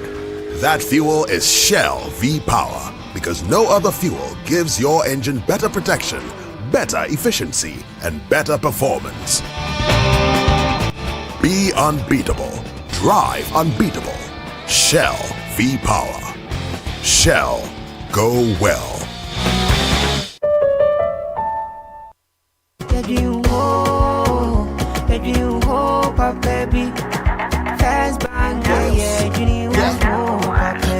You're looking for a bank to rely on?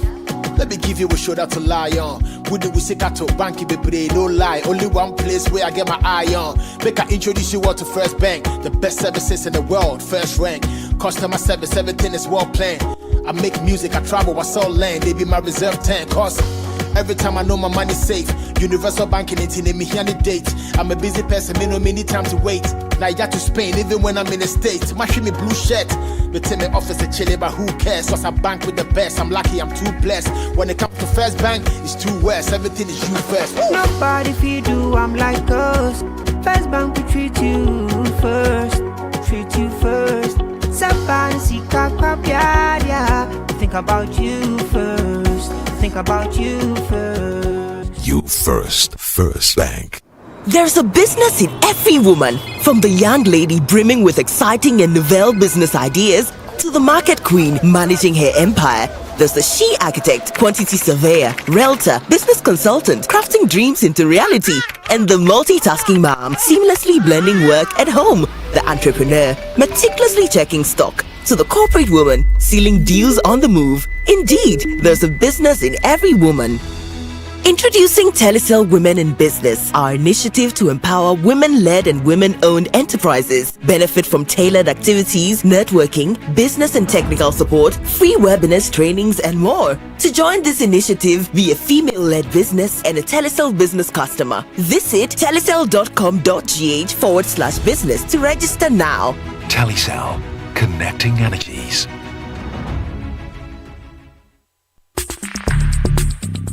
Join the conversation on the Citi Breakfast Show on Facebook at facebook.com/Citi97.3, Twitter at twitter.com/Citi973, and Instagram at instagram.com/Citi973 with the hashtag CitiCBS. Wafa, send us money to take care of your nephews. Now they are back from school. Last month, I sent you guys money. What happened to all that? Wafa, the challenges with the free SHS has taken all the money. I sent the boys money weekly to buy food to eat because of the feeding challenges confronting their school. Aside that, they are back in the house on vacation due to the double track traffic light system. And now I have to look for money to enroll them in private classes. Baba, I understand your frustrations. Thankfully, the next NDC government under John Mahama will maintain and improve the free SHS program to make it work. How will that be done? The double track system will be abolished. A dedicated source of funding will be provided. Private SHS will be added. Wow. Food procurement will be decentralized and the quality of learning outcomes improved. This will be a huge relief for us as parents and even for our wards in senior high school. Exactly. That is why you must tell your friends to vote for the Mahama-led NDC come December 7th. Wafa, no shaking cry. We have already advised ourselves. Who doesn't want quality? Vote for change. Vote for John Mahama and the NDC. Get 6 years Knox security update and 6 years Android OS update. Plus one-time free screen replacement within 1 year if you break your screen. No more worries with Samsung Galaxy A16. Experience more survives with Samsung. I am Wahinere Gifty Auntie. You see, it always feels good when you receive that salary alert. I made a bold decision to invest a lump sum into the Old Mutual Retirement Salary Plan. And this means that I will get these alerts every month throughout retirement for the rest of my life. You too can retire on your own terms. Invest a lump sum in the Old Mutual Retirement Salary Plan today and receive a monthly income for the perfect retirement. Call Old Mutual on 050-453-4333 or visit www.oldmutual.com.gh to sign up today. Obrapa, Old Mutual, do great things every day. The Situation All-White Christmas Party is back! It's Christmas Eve, 48th, the usual, and step into a celebration like none other. The Situation All-White Christmas Party is taking over the city with music, magic, and memories waiting to be made. Think cozy vibes, electric beats, and the perfect blend of festive cheer and wild energy all in one space. Date 24th December 2024. Venue The Underbridge, East Legon. Time 8 p.m. Dress code, it's an all-white affair. Come and dance like nobody's watching. Sip, mingle, make merry, and unwrap the ultimate Christmas Eve experience. Dress to impress, bring your holiday spirit, and let's make the Situation All-White Christmas Party unforgettable. Call 0205-973-973 for table reservations and get ready to party. It's going to be lit at the Underbridge. The Situation All-White Christmas Party 2024 is powered by Channel 1 TV with support from 97.3 City FM and proudly sponsored by Ceres and Orica Ghana, sole distributors of Carlsberg beer and Kiss drinks. We gon' celebrate your party with you. Come on now.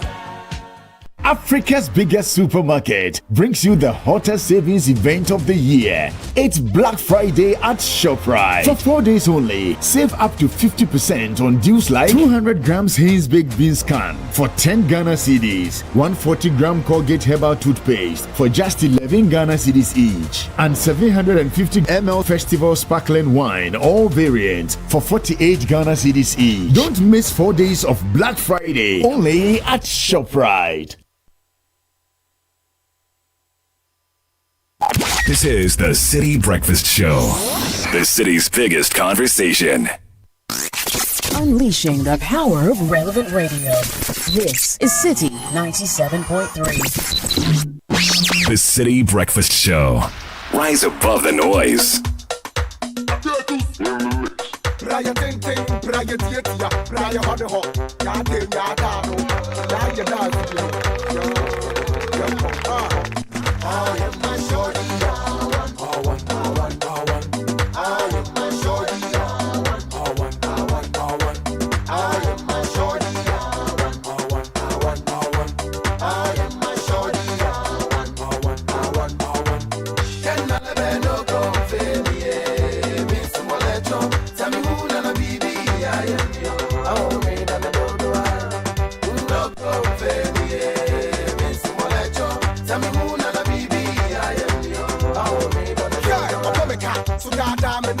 adua utumuta kura na meka gabida rompa na mitumi na soda wote konyo wana mene adua ane ezini mosi duane mele ke mosi duane ane ezini mosi duane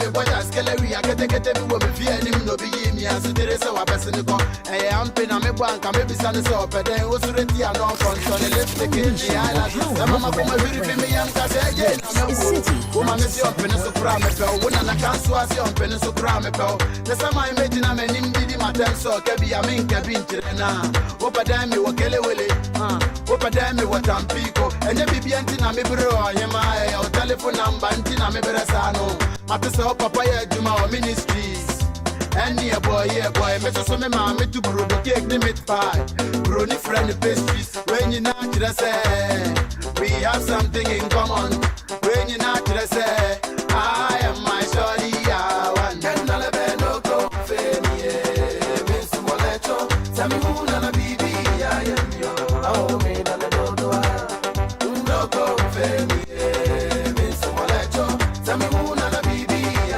am yo oh me I am my shorty I want I am my shorty I want I am my shorty I want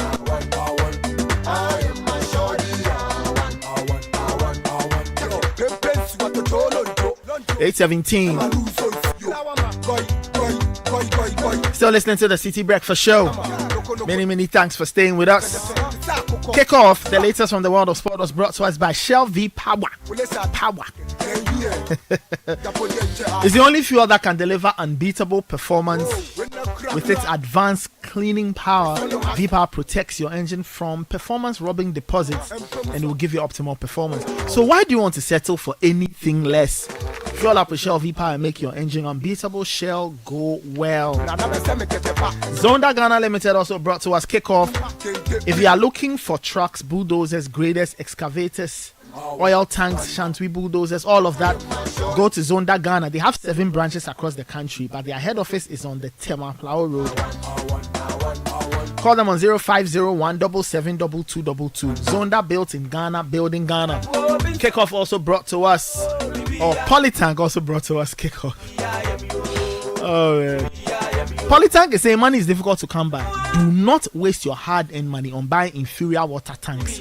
Then they'll leak and break, and they'll give you problems. Choose Polytank. Papa Nunye. It's been here for over 30 years. We all trust it. So choose Polytank today. Polytank near Papa Nunye.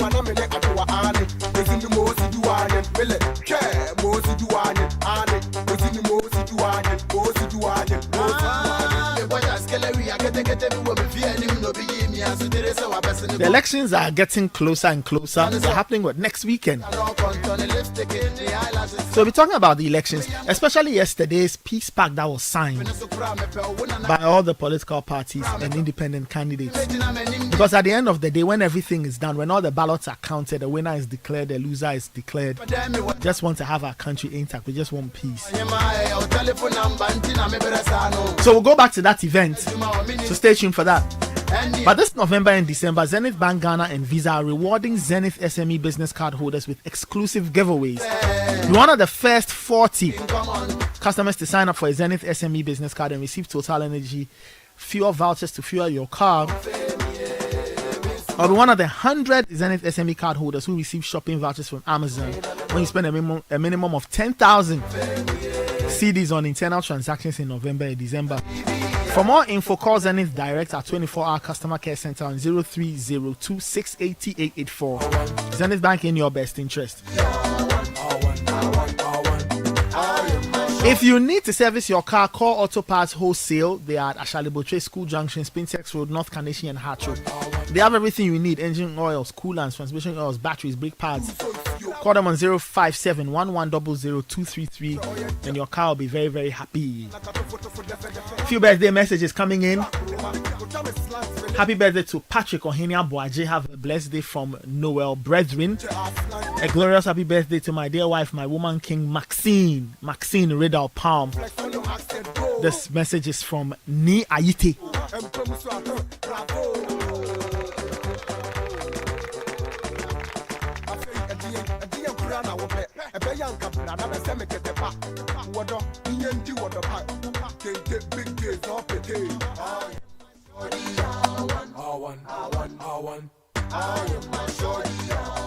And this one is coming in from Mami Efua, and she says, "Happy birthday to you, Yao Oheming. May the good Lord bless you with long life, good health, and more money." Luchi, Sika, Kudi, Ega, bro. Bedroom, we not money. I love you. I will one day surprise you with the dream car that you have always looked for. You are a good man, and we love you dearly. Enjoy today to the max. It's coming in from your wife, Mommy, and the children. They say they celebrate you. You are poised for greatness if you are not already great. And we will go home to our own. This song is a hit. And we will go home to our own. Come on. You will run something, break something, something. You will run something, break something, something.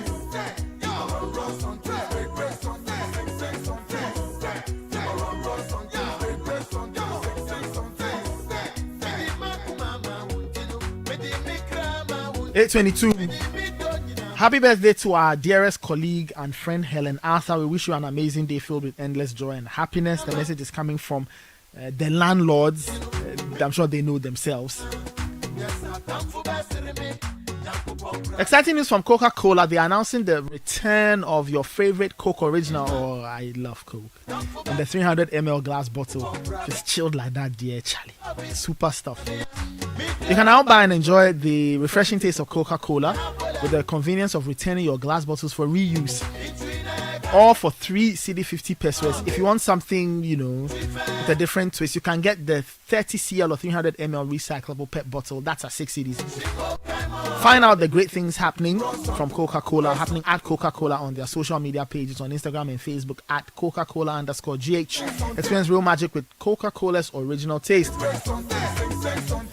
Today, November 29, is the deadline for the submission of application forms if you want to operate and sell lottery products. The NLA opened the window on the 1st of November. They asked everybody to come and pick up application forms. So if you have filled yours and you haven't sent it, today is the deadline. Because after today, if you are selling or operating lotto products without being a registered party with the NLA, you'll be dealt with. The law will deal with you. NLA development through games. And if you're in the mining space, you are an operator of a quarry, limestone, you're a sand winner or salt mining person, the Minerals Income Investment Fund is saying that go and pay your royalties into their designated accounts at the Bank of Ghana. You have to pay by the 1st of December, which is what? Sunday, I think. So get that sorted, or else you'll be breaking the law. Send an email to nana.tando@miif.gov.gh or call 0201-855-660. Staying with more payment matters, the GRA is saying that today is the deadline for the submission of October returns for the Communication Service Tax, CST. So if you collect CST, you have to go and file your returns today, or else there's a penalty, a big one. So speak to the GRA on info@gra.gov.gh or send a WhatsApp message to 055-299-0000. I like that. I want it. Okay, me no come on, me no. Me the cry, me the Giona. Got problem things, drinks them things. Don't worry about for me. Can't hear Bamba. No one do amen. Kala do ni wa fe. Wa kulushi kwa wa ushi ni wa fe. Lebo wa na tell me kente. Kabule ahanyola. Ye kioni ye tani ye kuoni ye tuoni ye fioni ye woni ye tuoni. Let's say ne biboro tibaya. Atapa takota.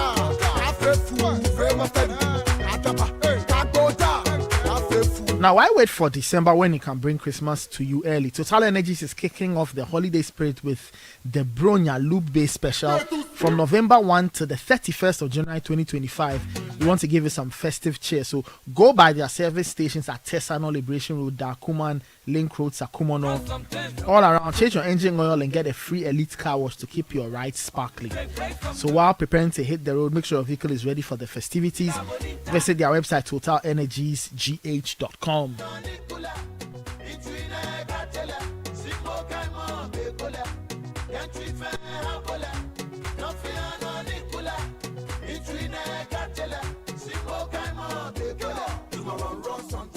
So as I said yesterday, it was a very, very good event. Bernard and Richard are still here. Very good event. The peace pact was signed. I remember when the idea was first thrown around, there were a few niggling issues here and there, but it looks like all the political parties have agreed to come and sit at the table and sign off on a peace pact that will ensure that before, during, and after the elections, there will be peace. There won't be any issues, and we'll go through the elections without major headaches. So the main actors were there. Yeah, I think for me, I think symbolically, everything is both substance and form. The point of having all the presidential candidates, at least the major ones there, sat in the room. There's a nice photo of President Mahama and Vice President Baumia sat in the room at the hotel, smiling at each other. I think it's a very powerful image, and we should not downplay the importance of these things. I do agree with the point Sky made earlier that these peace pacts must be backed by action, and fairness, equity, justice, and all these things must happen and must be manifestly seen to be done. I agree with all of that, but you still cannot downplay the importance of symbolism, and I feel like, look, if you had an election where the main actors refuse to sign a peace pact or refuse to talk to each other, that's a problem. All right. So having all of them sitting there, everybody speaking their mind, they allowed all the 13 reps to talk. I think is very important. A lot of people don't have it this way. And many countries in Africa don't have it so. And we have to applaud the maturity of the presidential candidates in going to that room to do that job. I think it's very important. They are sending a signal to their supporters, and I think it's important. I want to commend the Peace Council and the team, Dr. Akwete and co, for pulling this off. Because Nathan, look, I know many groups who've tried to even get one candidate to come. It's not been easy because they are campaigning. It's a difficult time. So to spend 3 hours to go through all of that, have it live on TV, to read speeches and to make the calls, make the ECs there, IGPs there, I think is very, very important. And we have a lot to be proud of. But let's not leave it there. Yeah. Let's translate the commitment and the goodwill shown into concrete steps to deal with things. So, for example, this issue of media coverage, I'm happy it was mentioned there.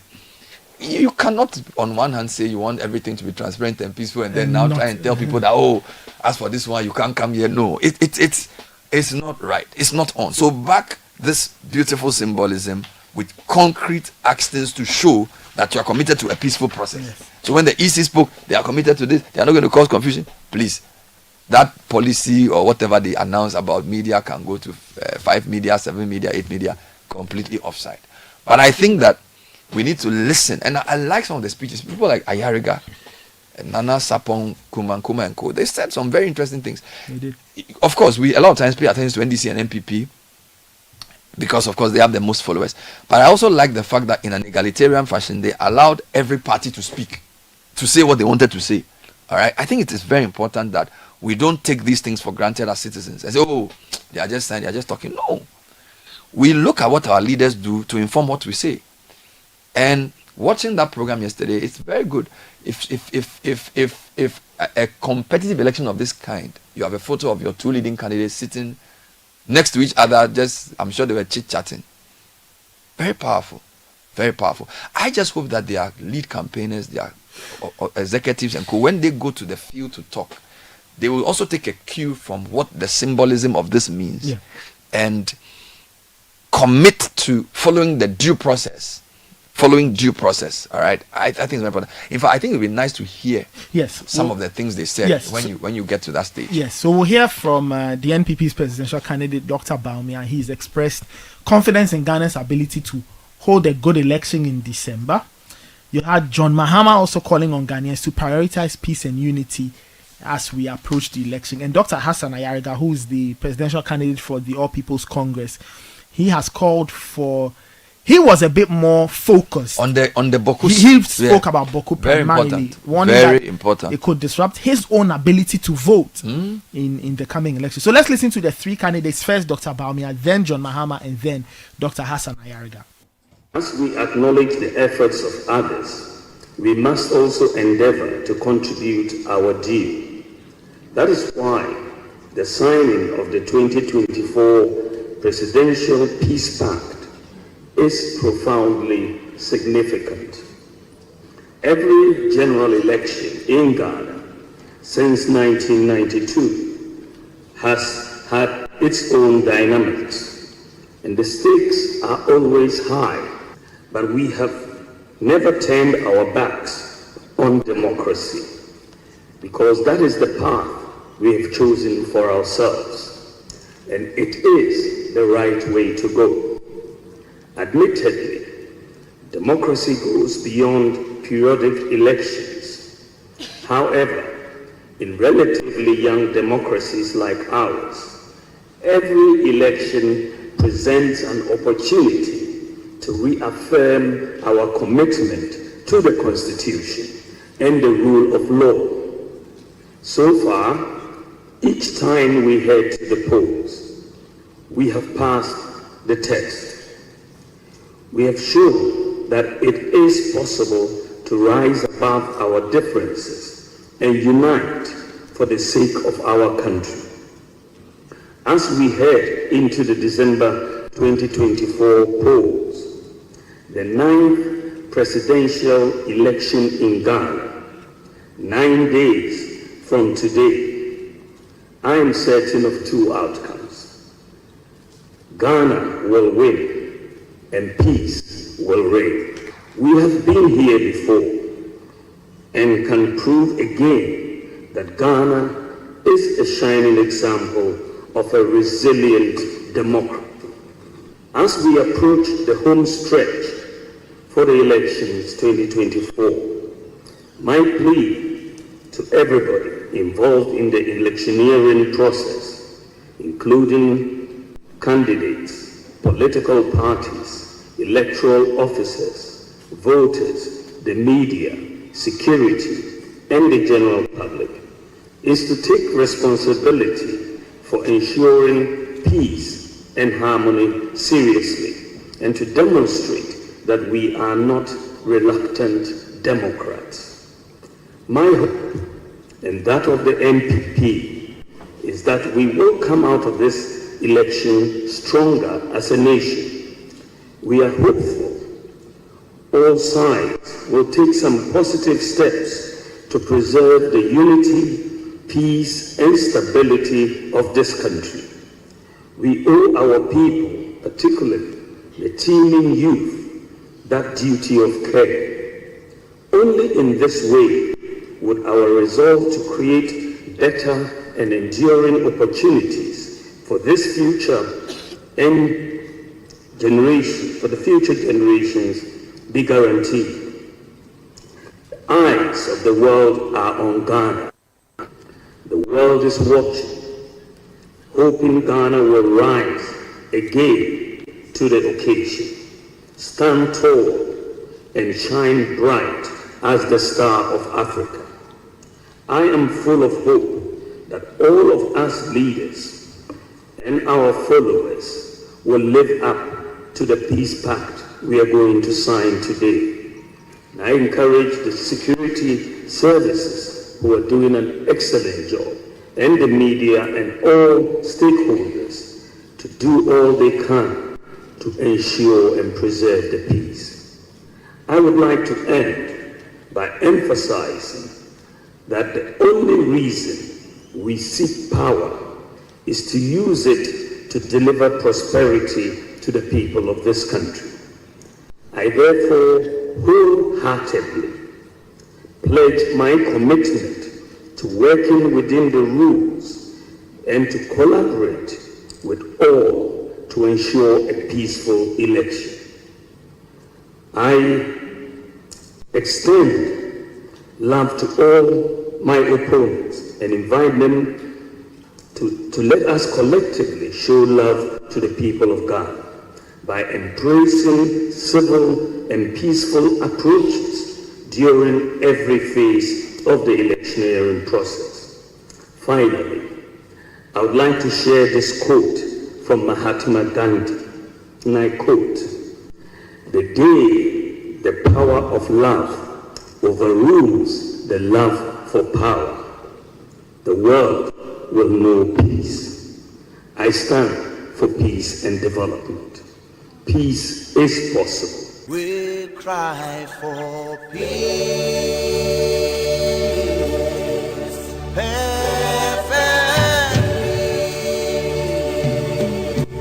Lord, we cry for love. So that was Dr. Mahamudu Bawumia, the Vice President and the MPP's presidential candidate.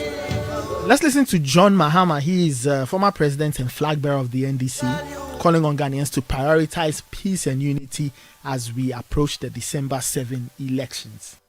On our part, as political leaders, we must prioritize peace and unity in our campaigns and avoid unsubstantiated allegations and focus on issue-based campaigning. We must compete on ideas and not on insults. To our security agencies, I commend you for your tireless efforts in maintaining law and order. And I urge you to remain impartial and professional in your duties, ensuring that all citizens can exercise their right to vote without fear or intimidation. To our media practitioners, I encourage you to promote balanced and accurate reporting, and we must avoid misleading the electorate by deceiving them that some parties are going to vote on one day and others are going to vote on another day. We must avoid sensationalism and speculation and focus on providing credible information that promotes peace and understanding.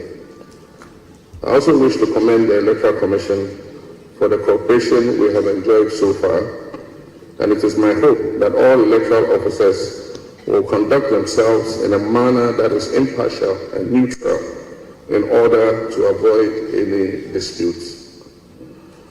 However, it is all well and good for us to commit to peace and recite beautiful platitudes.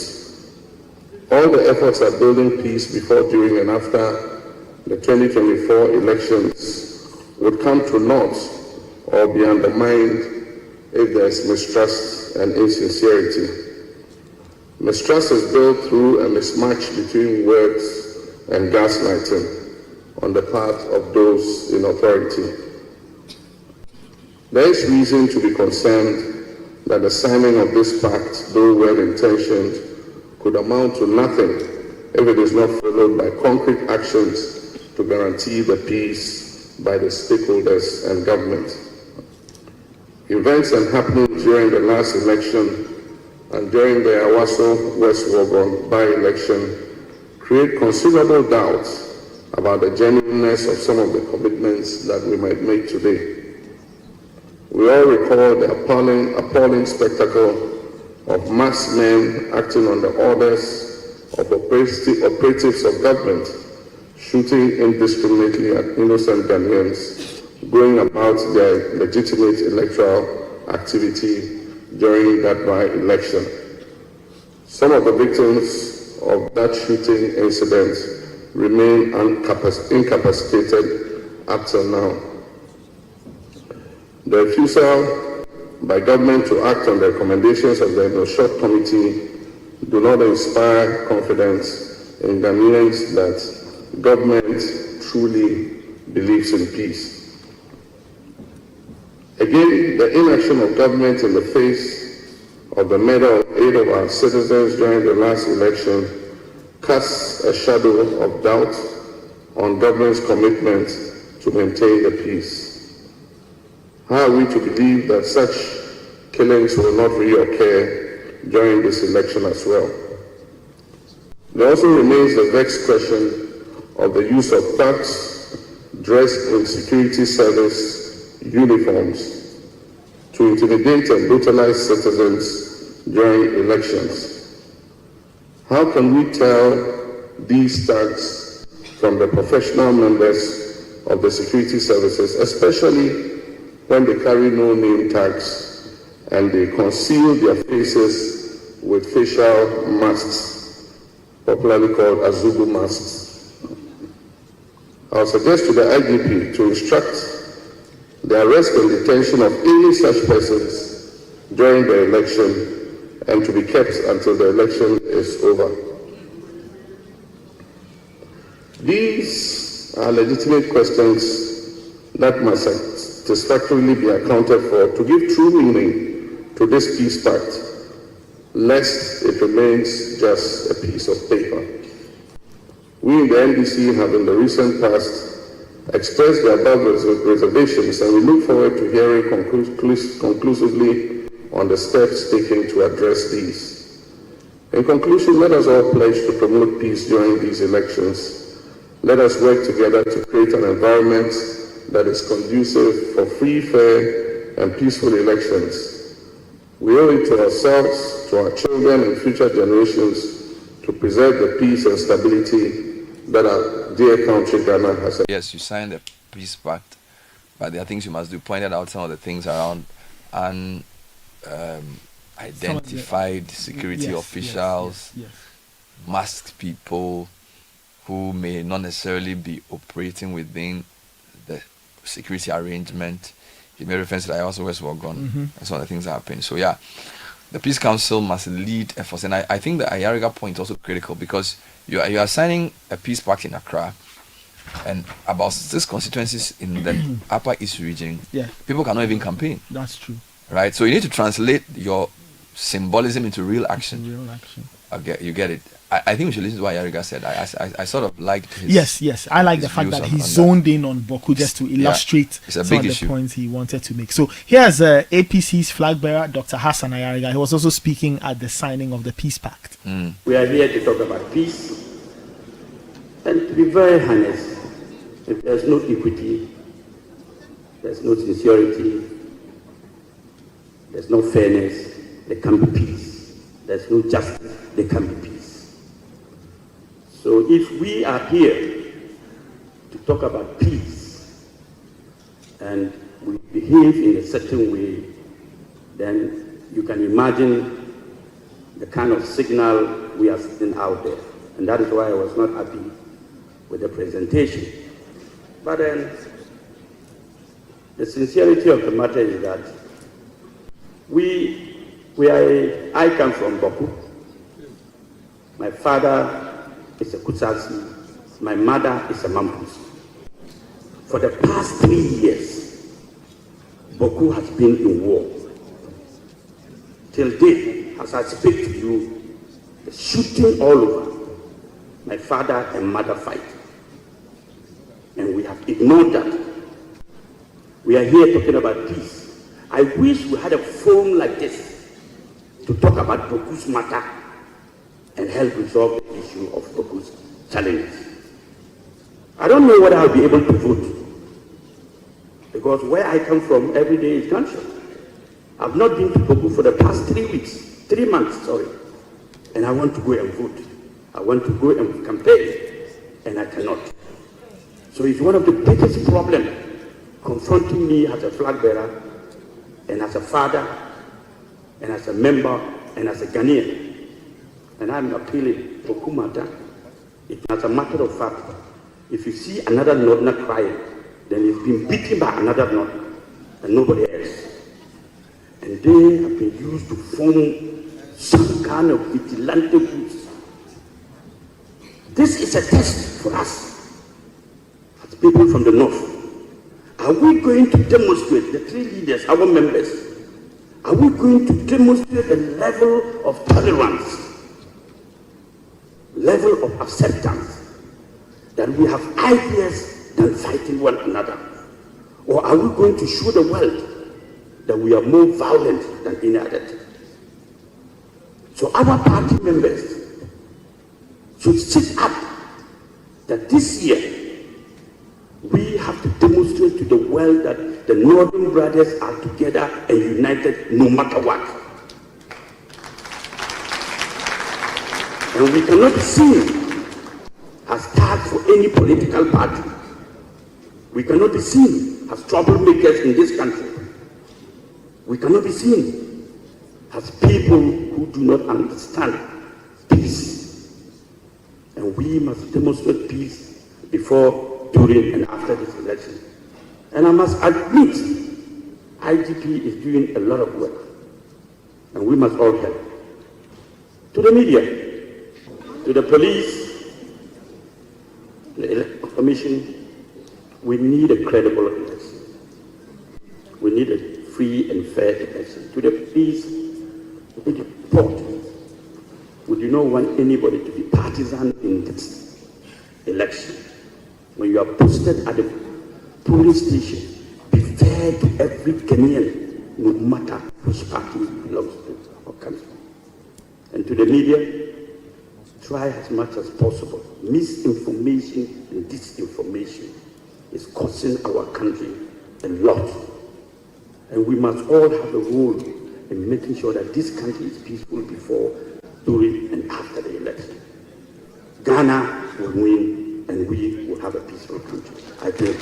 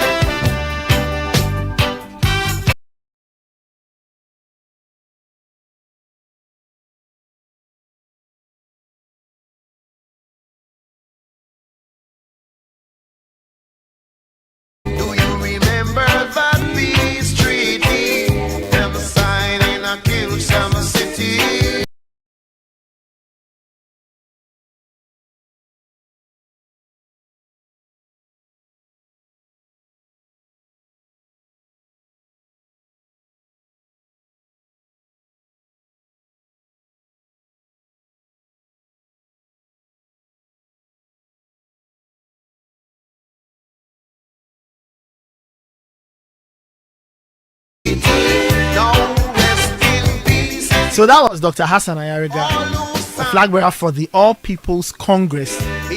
Very interesting thoughts there. I like the direction in which he went. Yeah, I mean, for me, my respect for Ayariga has grown because even before this, when you listen to the day they were balloting for the positions, and there was a lot of confusion.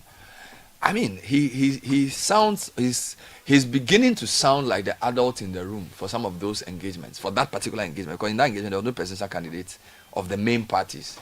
And he and some of the presidential candidates were there. And a lot of the things he says, we know to be true, but we don't say often enough. Right? So for me, a lot of these presidential candidates, the time they get to speak to the public is during presidential elections. Mm-hmm. Apart from that, we don't really hear them much. All right? And people only pay attention to these things around this period. Mm-hmm. So every opportunity to speak is a very important opportunity. So highlighting the Baku issue, talking about Northerners, I think is very important. And the fact that we should not just sign a peace treaty and go back and continue doing the same things we are doing. These are very important points to make. So for me, 100% to Ayariga. Great. And I think it's a great song you are playing too. Peter Tosh. Yes. Do you remember the peace treaty that we signed in Kingston City? I see. Now let it That's a new one for my first day of hearing it. You don't know this song? Are you tell me you're joking. No, I haven't. No. I've listened to a fair few songs, but I haven't heard. Oh, Nathan, you've missed half of your adult life. This song. No, I haven't. I mean, we just assume that being Nathan. Yeah, I know, but I mean, it's a very interesting song. No, Peter Peter, dear Charlie. Sarifi Magada, Mama Africa, Glass House, those ones brand new second hand. I know. But I'm surprised this hasn't popped up. Peter be the roots. He said Peter no, he be against the system. Yeah. Where from his songs, you can tell that. Yeah, where in black up. So you know, in every so in Obiaya boy, that kind of person. So that type, you know, he will not be a commercial success. Yeah, so because there's something called the system. Yeah. The system doesn't like him because he's always shaking the system. See the song, even the Bob Marley song, "Get Up, Stand Up for Your Right." He's an anti-system guy. He doesn't like. He doesn't but like I beg, let peace treaty play small. I beg, don't spoil it for me.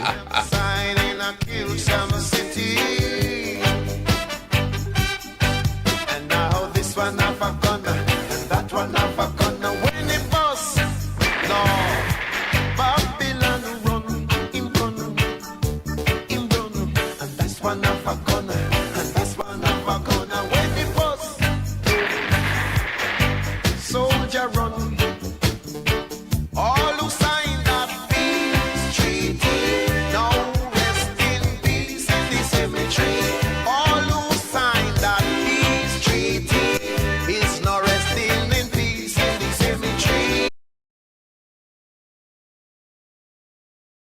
more from the signing of the peace pact.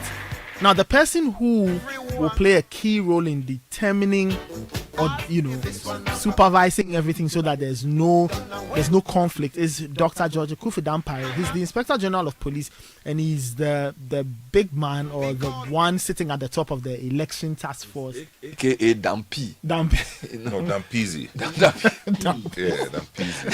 Yeah. Is it a fancy nickname? Dampeezy, he's looking old. No. He was just tired. No, the white hair, no. No.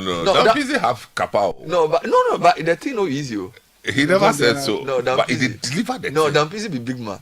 As I watched him, Dampeezy. Charlie, the only thing he didn't do, he should have raised the worship song. I tell you, I'm gonna do salute. Charlie, someday I was at a program and they were singing the national anthem, and I was in the second row. So there were these soldiers and Charlie. Sometimes they salute. There's a strategy to it too. Oh, yeah. So when they play national anthem, they come like that. when they do, bam! Charlie, and there's an angle to the hand. Charlie, you have to. It will take you 6 months to learn it. To get that. To salute the national anthem. It's nice too much. So let's hear Dampeezy. Yes. Our man Ebo has graduated. Who is Ebo? Ebo, your sports guy. Ebo Bernard. Yeah. He just graduated from the U.S. Army. So I just. Army. Yeah. Ebo is a soldier. Yeah, he's a soldier. How long was he trained? 6 months. I can be a soldier in 6 months. Yeah, I mean it depends on the pathway. So why did I choose this work? No, you haven't chosen it. It caught up with you. If you can be a soldier in 6 months, then why am I sitting here? Oh, there is the entry point for the Marine Corps. Yeah, everybody has that. So he's the U.S. So that means the salute did do all that. Yeah, if I were you talking about the salute, what I witnessed is Charlie do like this online. All of them, so from sports reporter now to U.S. Marine. U.S. Marine. No, let's do a story. All right, let's hear from Dr. George Akuffo Dampare, the IGP, saying that the police will not be a source of disturbance. He says there's a comprehensive strategy to ensure that we have a peaceful electoral process. Let me briefly let you know the things you put in place with all this strategic focus into the elections.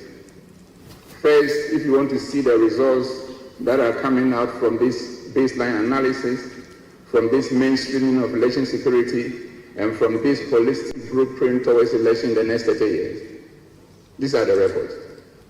On our watch, we have 3 major by-elections. And we did not pass the verdict. You did. And you said that those by-elections, in terms of its peace, security, and orderliness, it was first of its kind in the history of our democratic dispensation.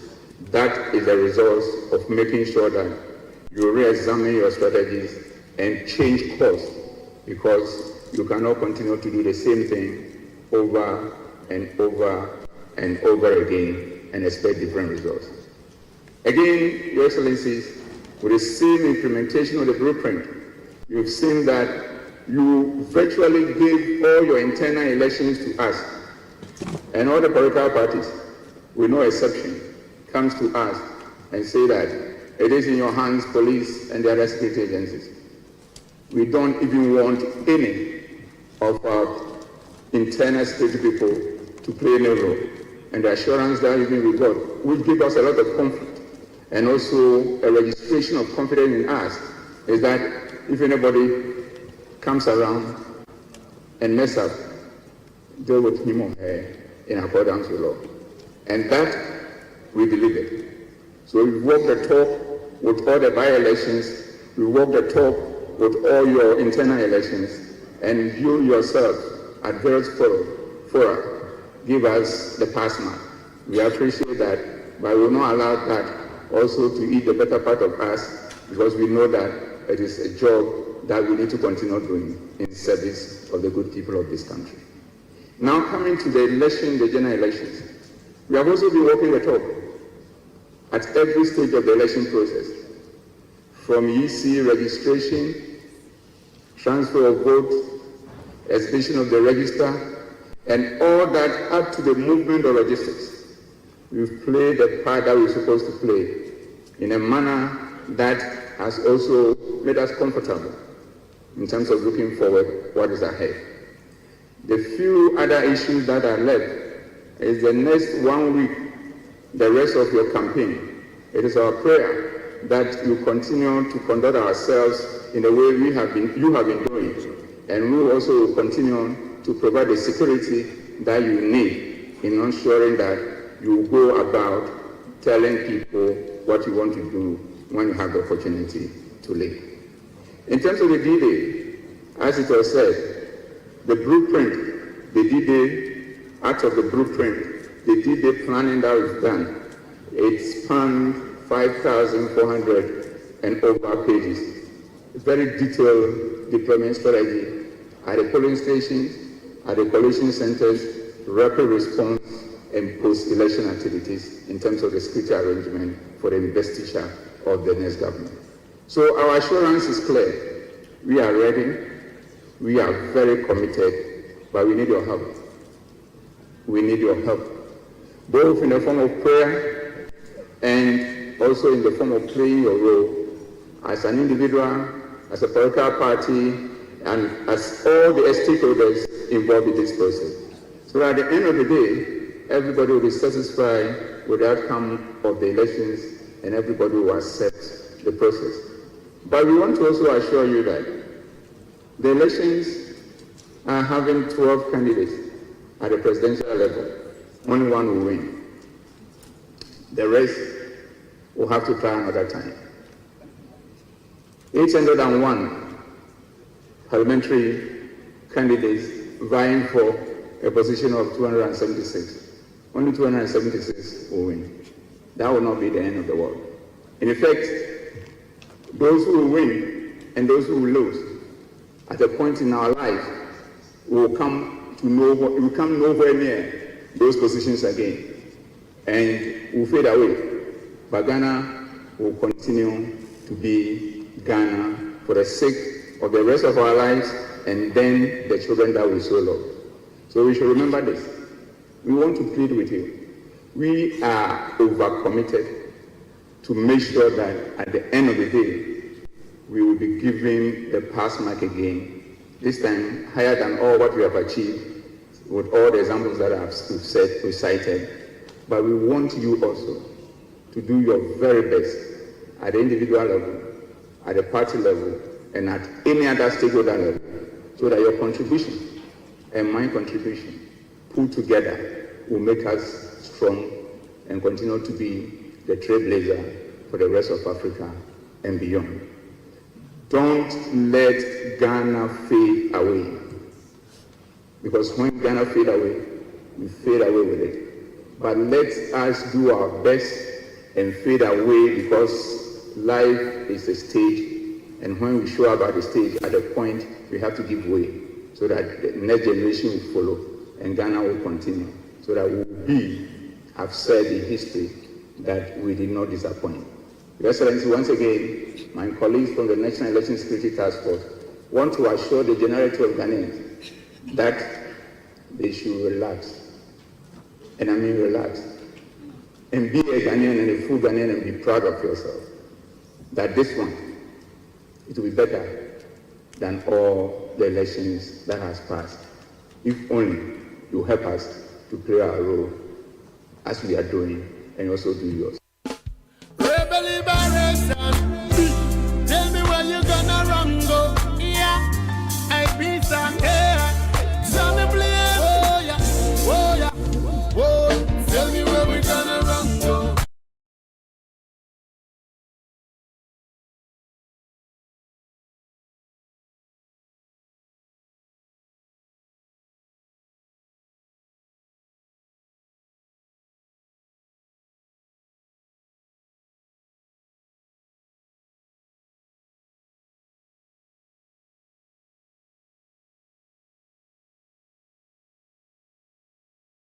IGP Dr. George Kufu-Dampare speaking at the signing of the Peace Pact ahead of the December 2024 elections. So it's very reassuring to hear that a lot of the political actors are committed to ensuring peace before, during, and after the elections. Yeah, I just hope that it's not you don't sign it for the cameras. You don't do it for the cameras at all. But as I you said, ensure that there's a follow. Everybody was there, so that tells you the CJ was there, the IGP was there, the House of Chiefs reps were there, the political parties were there, civil society was there, media was there, religious leaders were there, statesmen were there. So yeah, for me, as I say, democracy is not just laws, it's also our norms and the way we behave. We are a society of consensus.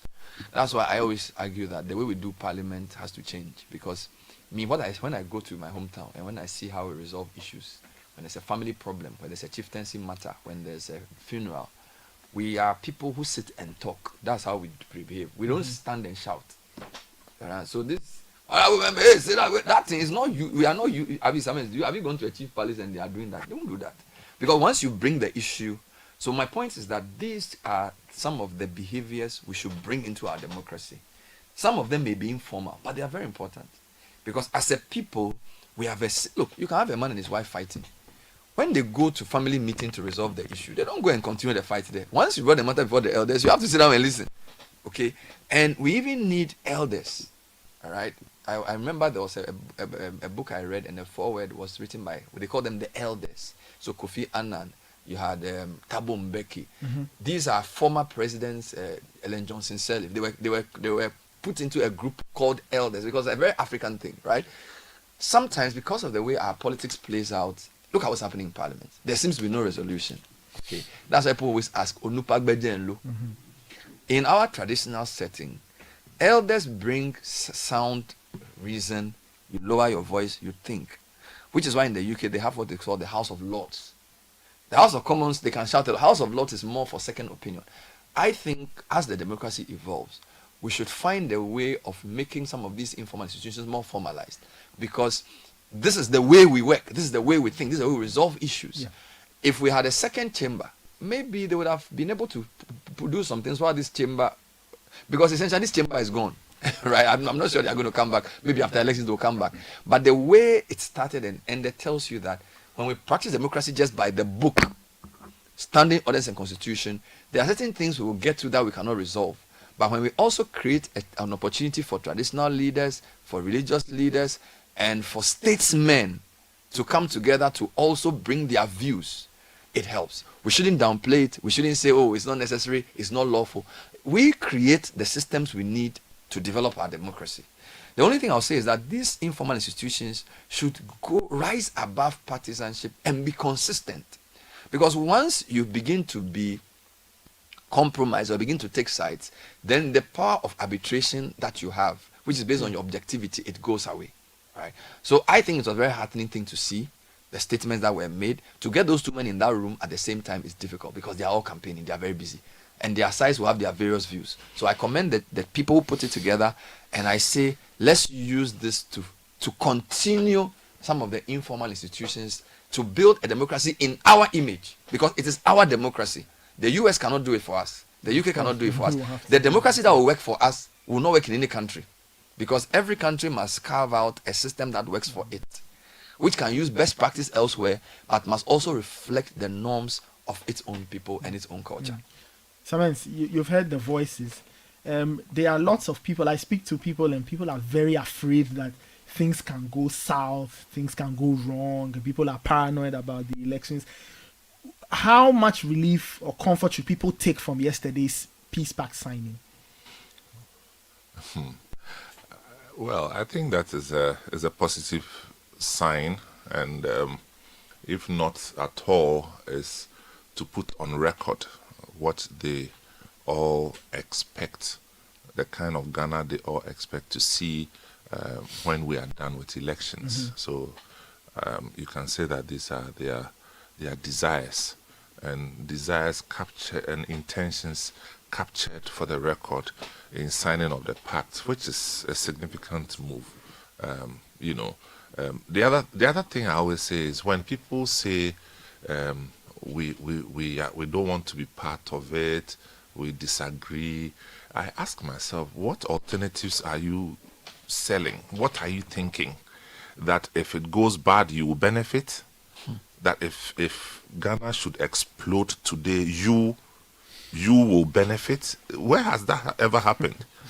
You understand? Yeah. So I give them all the credit for the humility that they exhibited in committing to the peace pact. It is significant. Nobody can dismiss it. It is significant. And again, what happened yesterday is only, if you like, the symbol of a lot of engagements that have gone on our blind side. Okay. That's something that we should all know, that it didn't just happen, and Dr. Akwete and his team should be commended for using their platform to promote this. The Peace Council, which I believe is made up of, heavyweights in our system, have been very instrumental. I mean, and so for such a time as this, I think that is one of the most significant things that we have witnessed yet. And almost 1 week to elections, we couldn't have asked for more. But the question, does this stop anything from happening? The answer is no. What it does is that it disengages the political actors from deliberately, if you like, offering themselves to be used to destabilize the system. But randomized things happening in some corners. I mean, it happens. It happens in football. It happens in the church. It happens in traditional African society. So these things will happen, and normally they are not. They are normally, and I say normally, they are not structured. They are not planned. There's a disagreement which is not handled well that leads to something. But I think again, the police and the security services have given us enough comfort and confidence that they are up to the task. You understand? I mean, within our media space, if you've noticed what they are doing, even to protect media houses, we have never experienced this before. The dress rehearsals that they are doing, you've seen them. Yeah. At times they come to your media house and are they coming to arrest somebody? Just simple dress rehearsal. So I think that. So that thing was a dress rehearsal. It's not once. I mean, I thought they were coming for some meeting. No. I also thought. Just what is going on here.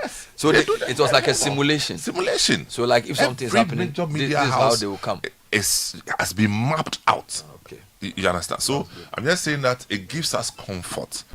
But again, media houses. That's not to say that because you have protection, go and provoke people. Because some of the people, they don't listen to radio, they don't watch TV, they don't know what's going on. All they can say is that young. So I think it's comforting. Well, Richard, yes, you've also been listening to the speakers, Dr. Ayariga, John Mahama, Dr. Baumia, other speakers whose voices we couldn't play, the CJ, EC boss, Jean Mensa, and then the IGP. Yes, I've listened carefully to Samens and Bernard, and I think they've made fantastic points about the significance of yesterday. This is not the first time it's happening. It's happened previously before elections. There always will be initial hesitations as to whether it should happen or not, whether we should sign or not sign, but eventually it happens. So yesterday's development, commendable, and I respect and I celebrate all the people involved, including the organizers and the candidates who committed and submitted themselves to the process.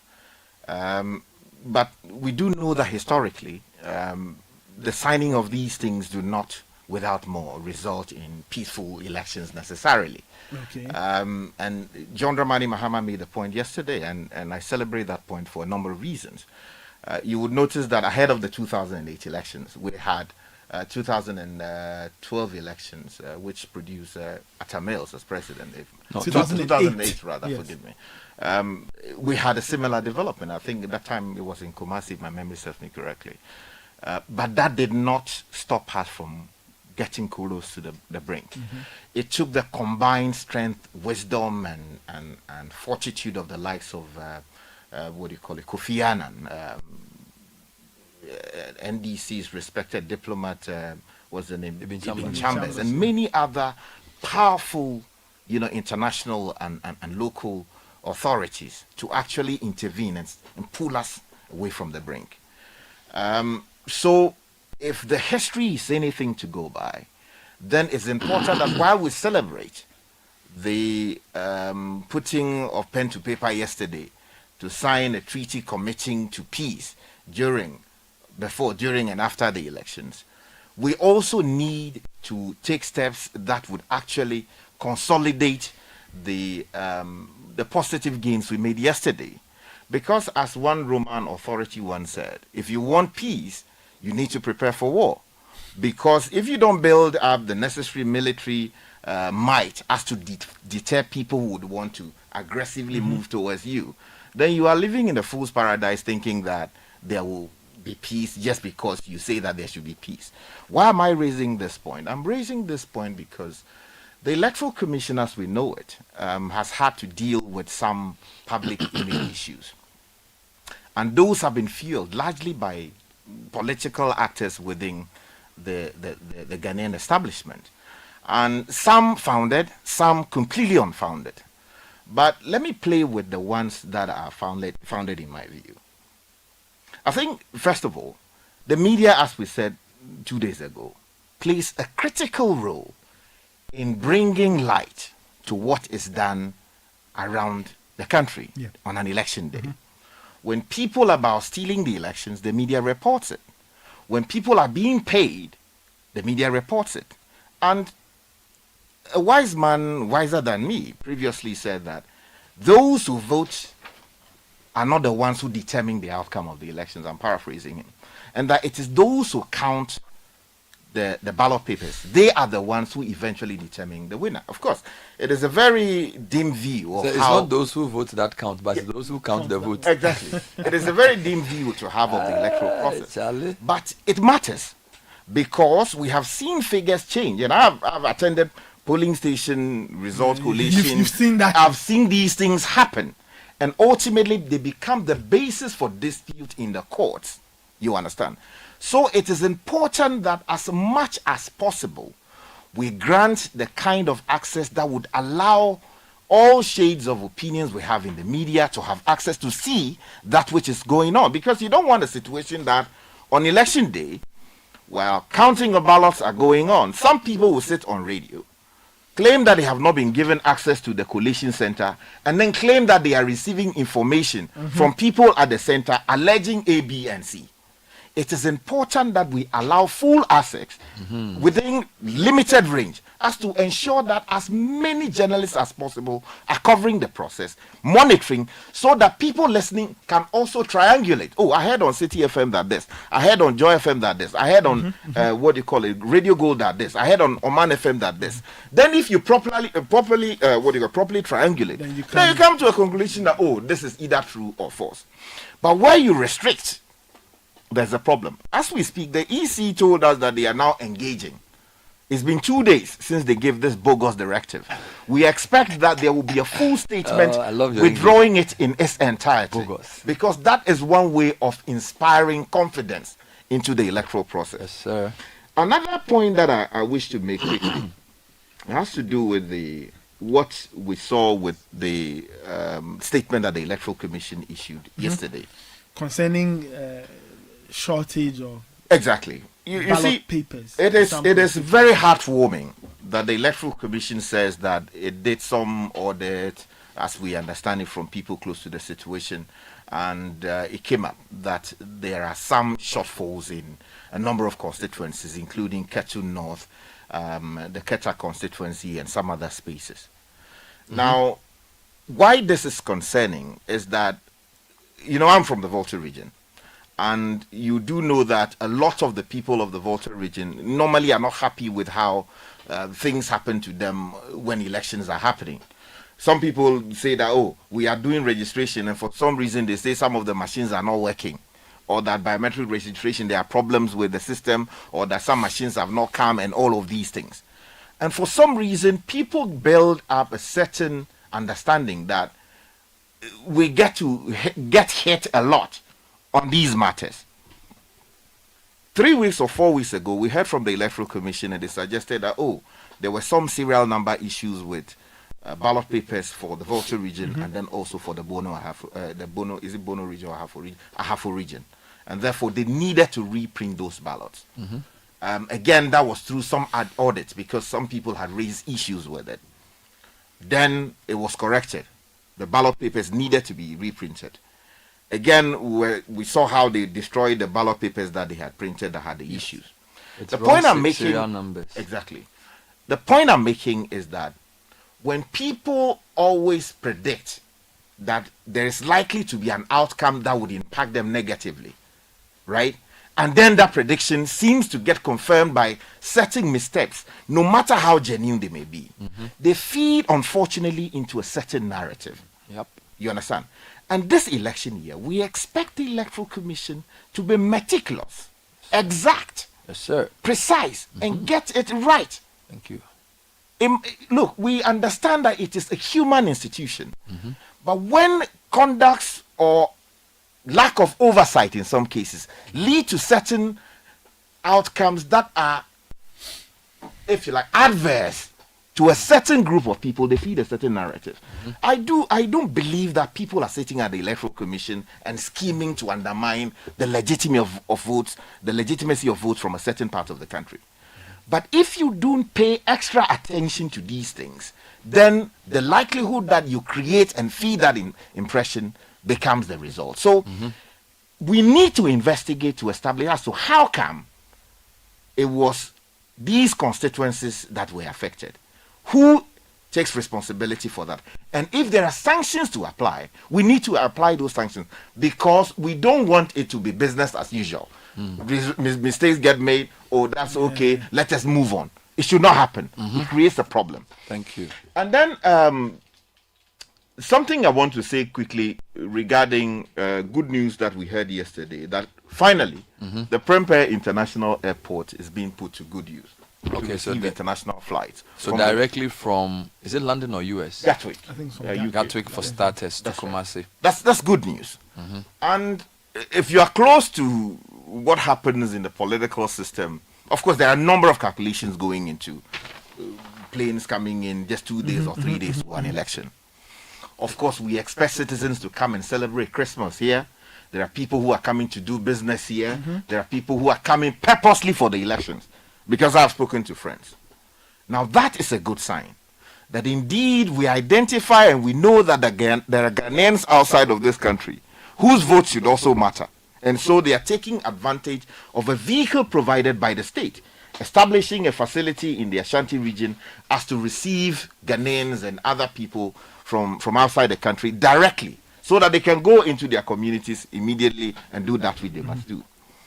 It must be celebrated. It's commendable, and I celebrate the What people. has this got to do with what you are discussing? Hold on, I'm going there. I celebrate all the people who took the decision. I am doing that. You know. Oh, you are doing Agama. This is a very long process. Why are you bringing? Airport is open for elections. What are you doing? No, I've not said that. I've made that point. No, I've made that. Where are you going? No, I've made that point. Allow me, let me finish. You see, this is an election year, and historically, we have seen problems at our border towns, the western region, up until the extreme north of the country. The eastern part of Ghana, from the Aplawo area, where I come from, all the way to the extreme, north of the country.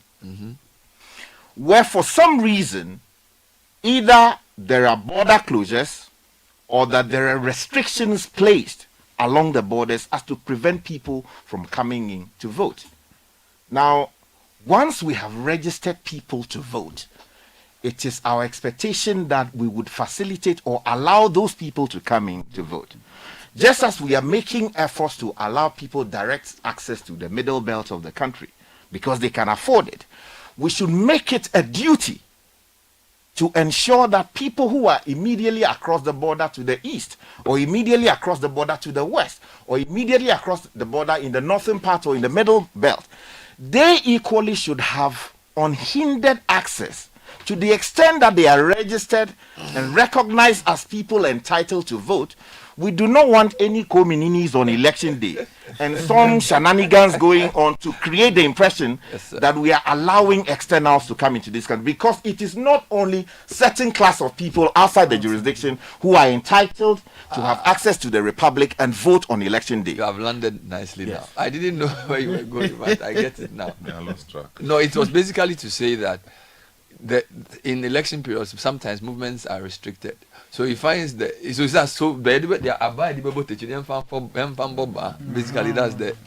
that's but I'm asking whether this one has anything to do with elections. Yeah, that's the point. He's saying that. No, he's explained. He has explained it. It's okay. Let's not go. We have access to so many things. He has explained it. Okay. I have explained that the people are not just coming to do Christmas, and there are people who are coming purposely to vote. Yes, some of them. Some of them. But those people could have come through Accra anyway. That's the point that we also have to make. No, that is not disputed. I'm stating the point. Yeah, that's right. Because what it does is it even lessens the cost of people who are coming. If you're coming there, that's right. And I'm saying that on the basis of that, because we should not assume that it was just people just sat down and say 3 days to an election, let's open what's the name? Prempeh International Airport. No, because the process to get the license for Prempeh International Airport started a while ago. Yeah, that's not disputed. It's always so and the process is still not completed. That's true. Good. So when will the first flight come? They said a third. Now the 3 flights or so that they have arranged, technically are charter flights. But how many people can go on that plane? Technically, and I say technically are charter flights. Mm-hmm. So if you look at the press statement, the last line says subsequently they will have a proper schedule for commercial flights. And the subsequent may even end up not being Ethiopian Airlines. So maybe some people will take advantage because they want to come and vote. 6996. We'll take a very quick break. When we come back, we have a few things to do and we'll call it a morning. This is the Citi Breakfast Show, the city's biggest conversation. Big is better. Broom is best. Happy moment starts with Broom. Buy one and get one free. It is Broom. Up to 25% discount. Buy an LED TV and get another TV for free. Buy an air conditioner and get a ceiling fan for free. Simply ask of Broom. There is more for everyone in Ghana. Free gifts and more on Broom freezers, refrigerators, and many more. Rush to your nearest Broom dealer or 0800-100-247. Broom leaves you with a smile. Come on. Good boy. Honey, look, he's crawling. Wow. Good job.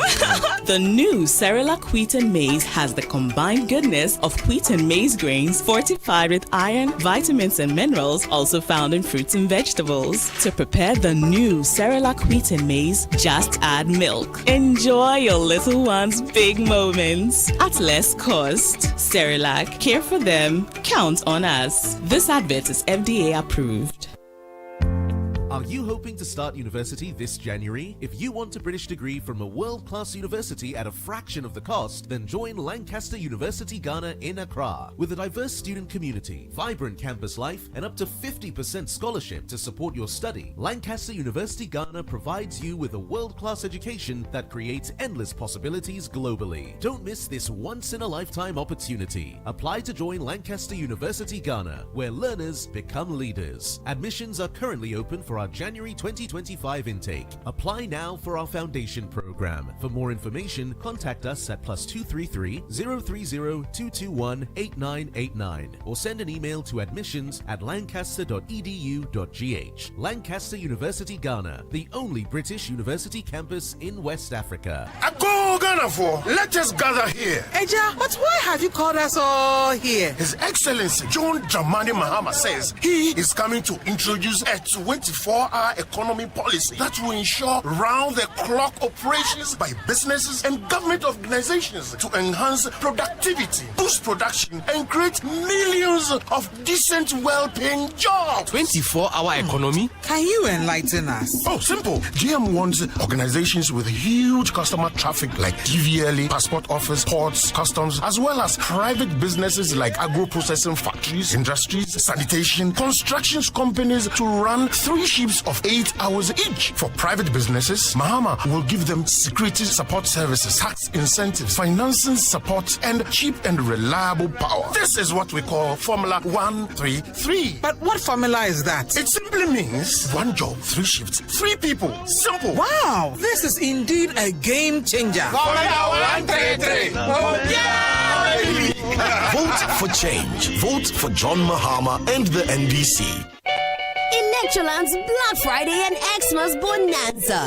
Xmas came early. Black Friday is here with amazing offers you won't believe. Get a Samsung 32-inch LED Smart TV for just 3,299 Ghana cedis. Cool down with a Samsung AC starting at 6,499 Ghana cedis plus a free blender. Need a fridge? Grab a TCL top mount for only 3,299 Ghana cedis and get a free deep fryer. The media top load washing machine is just 2,499 Ghana cedis plus a free 5-gas burner. Enjoy Netflix in style with the NASCO 50-inch Smart TV for only 4,999 Ghana cedis and get a free NASCO karaoke speaker. Rush to any Electroland showroom or dealer store across Ghana for huge discounts and free gifts. And don't miss the Achedie Kessie promo. Win double every week and monthly. Electroland, your home for affordable electronics and appliances.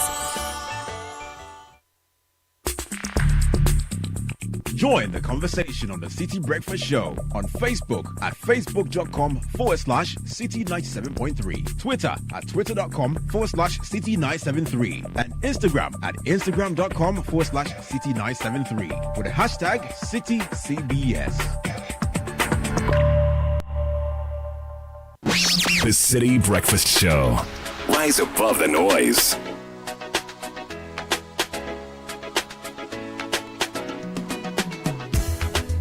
Welcome back, 9:29. Still listening to the Citi Breakfast Show.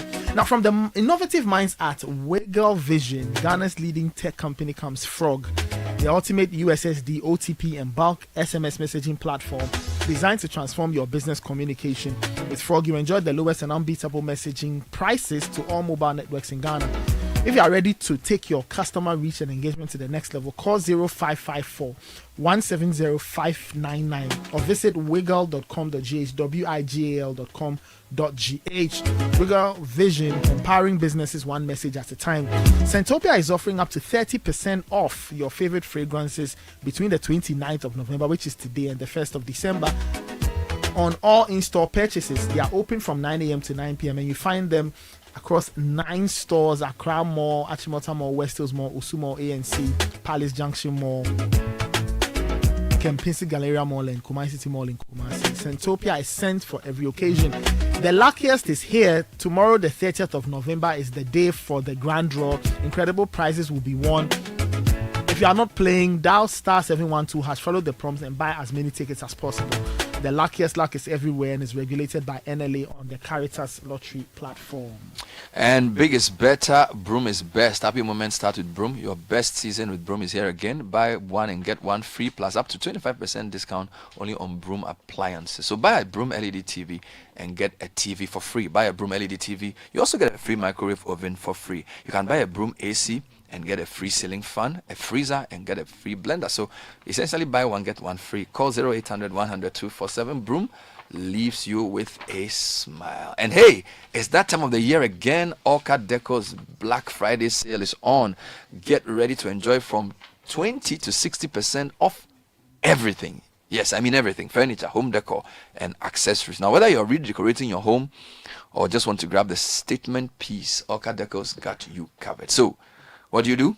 Hurry to Orca Deco today. Grab those deals before they're gone. It's your time to give your home that touch you've always longed for. Now, you can locate us off the Spintex Road in Accra and in Asokwa in Kumasi. And it's finally here. The news we've been waiting for. Your favorite Cerelac now comes in a new variant with the combined goodness of wheat and maize grains fortified with iron, vitamins, and minerals. And guess what? This new Cerelac wheat and maize comes at an affordable price of only 2 cedis per sachet. To prepare this new Cerelac wheat and milk, just add milk. Cerelac, care for them. Count on us.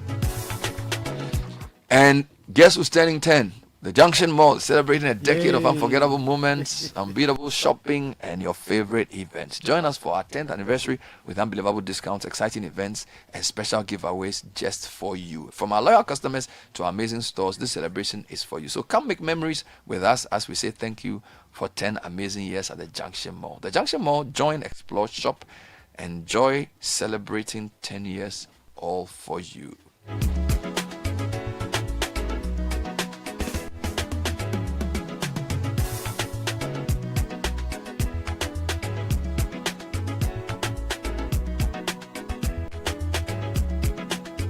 (9:33). We have some very interesting interviews to do, but before that, yes. So today is the 10th anniversary, if my memory serves me correctly, of my former GP, girls prefect, and then also boys prefect at the Three Town Senior High School. I'm talking about Mr. and Mrs. Kluche.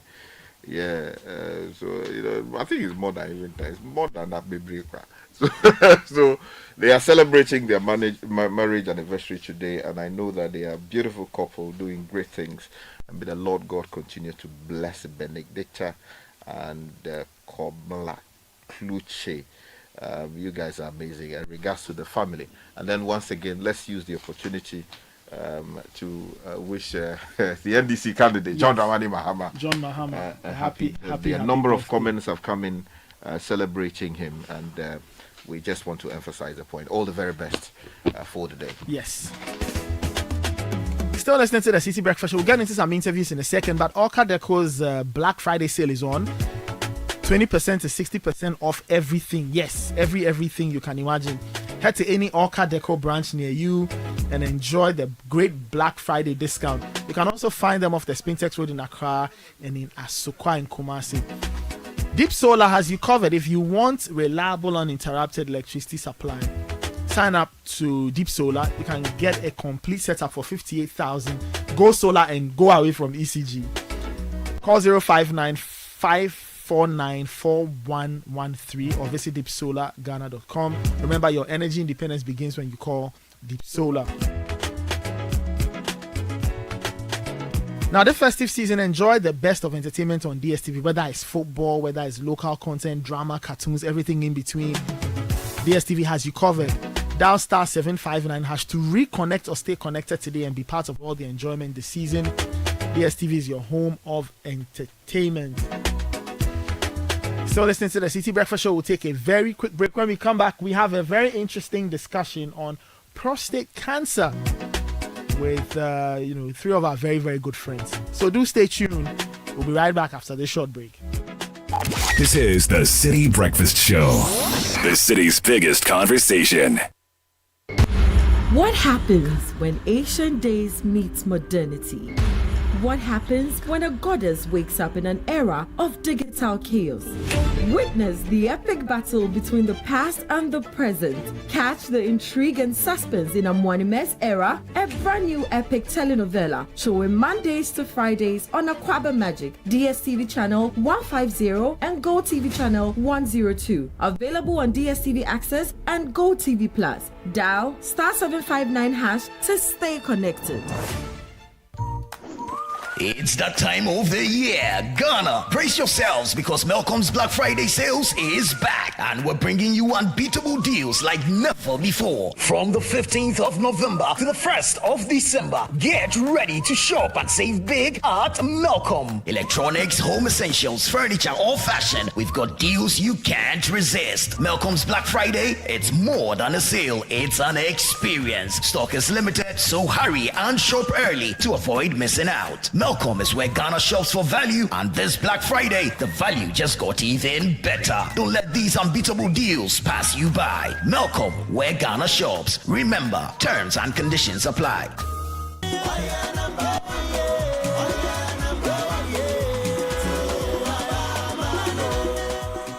Ojam, did you know the NDC once promised a one-time premium for NHIS? Yeah, but when they won the elections, they could not implement it and almost collapsed the NHIS. Today, this same man is promising Mahama Care and free primary health care.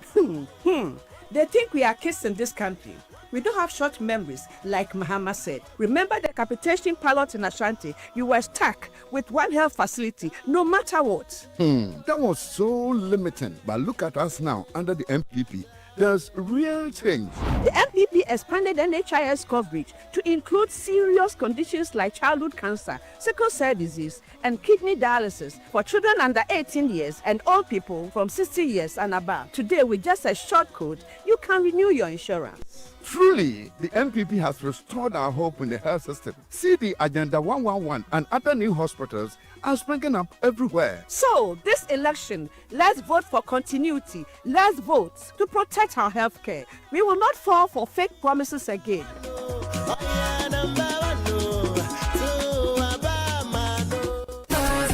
Big is better. Broom is best. Happy moment starts with Broom. Buy one and get one free. It is Broom. Up to 25% discount. Buy an LED TV and get another TV for free. Buy an air conditioner and get a ceiling fan for free. Simply ask of Broom. There is more for everyone in Ghana. Free gifts and more on Broom freezers, refrigerators, and many more. Rush to your nearest Broom dealer or 0800 100 247. Broom leaves you with a smile. Come on, come on. Good boy. Honey, look, he's crawling. Wow. Good job.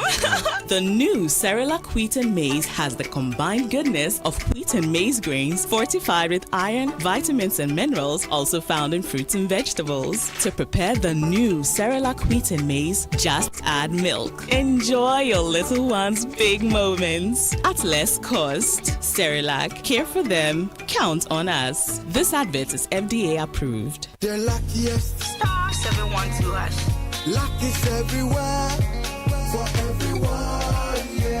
Here's to the friends who dialed star 712 hash and found no regrets. To the investors who struck gold. To the health workers who diagnosed luck with precision. To the tough guy who couldn't hold back his tears. To the passionate fan who couldn't contain his joy. To the seamstress who turned her hard-earned stitches into a bundle of happiness. And now, here's to you. Your next big win is right here. Luck is everywhere for everyone. Dial star 712 hash. Now join in the luckiest winning celebration. Every 1st July 2024. Over dial star 712 hash. Now I cost to tickets as a group, individual, and now even as a community. Now win is the card prizes are in the community draw or go for the grand draw on the 30th of November 2024. Unlock your luck with star 712 hash. Now join in the winning streak now. Star 712 hash. Luck is everywhere for everyone. Yeah, the luckiest. Old solution for the future.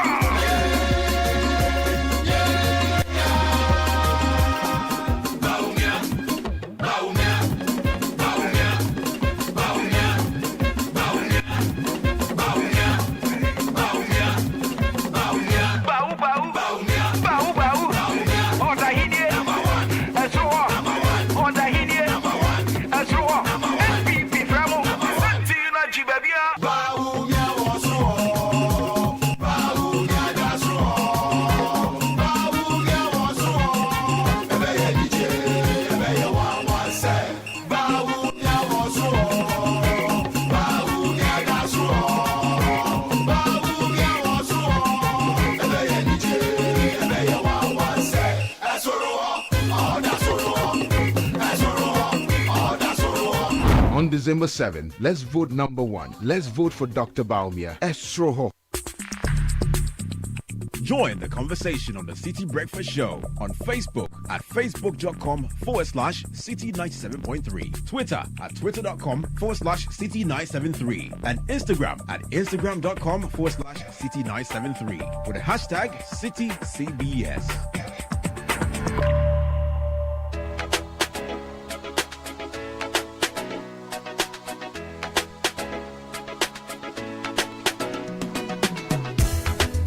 Welcome back. This is still the Citi Breakfast Show. Comments are welcome on 0549986996. So as I said before the break, we're going to have a very interesting conversation about prostate cancer with the 1 Foot Nation. 1 Foot Nation. So I have 3 gentlemen here to talk about this great initiative. I have Kofi Edinkra Jr. He's a consultant, a barrister at law, and a law lecturer. He's a big man, Charlie. He's a big one.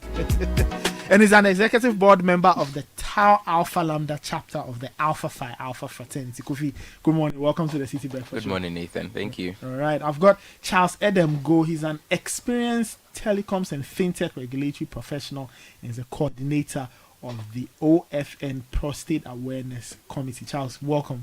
Thank you. And Lieutenant Colonel Rossi Edugenfi. That's an Italian name, Rossi Edugenfi.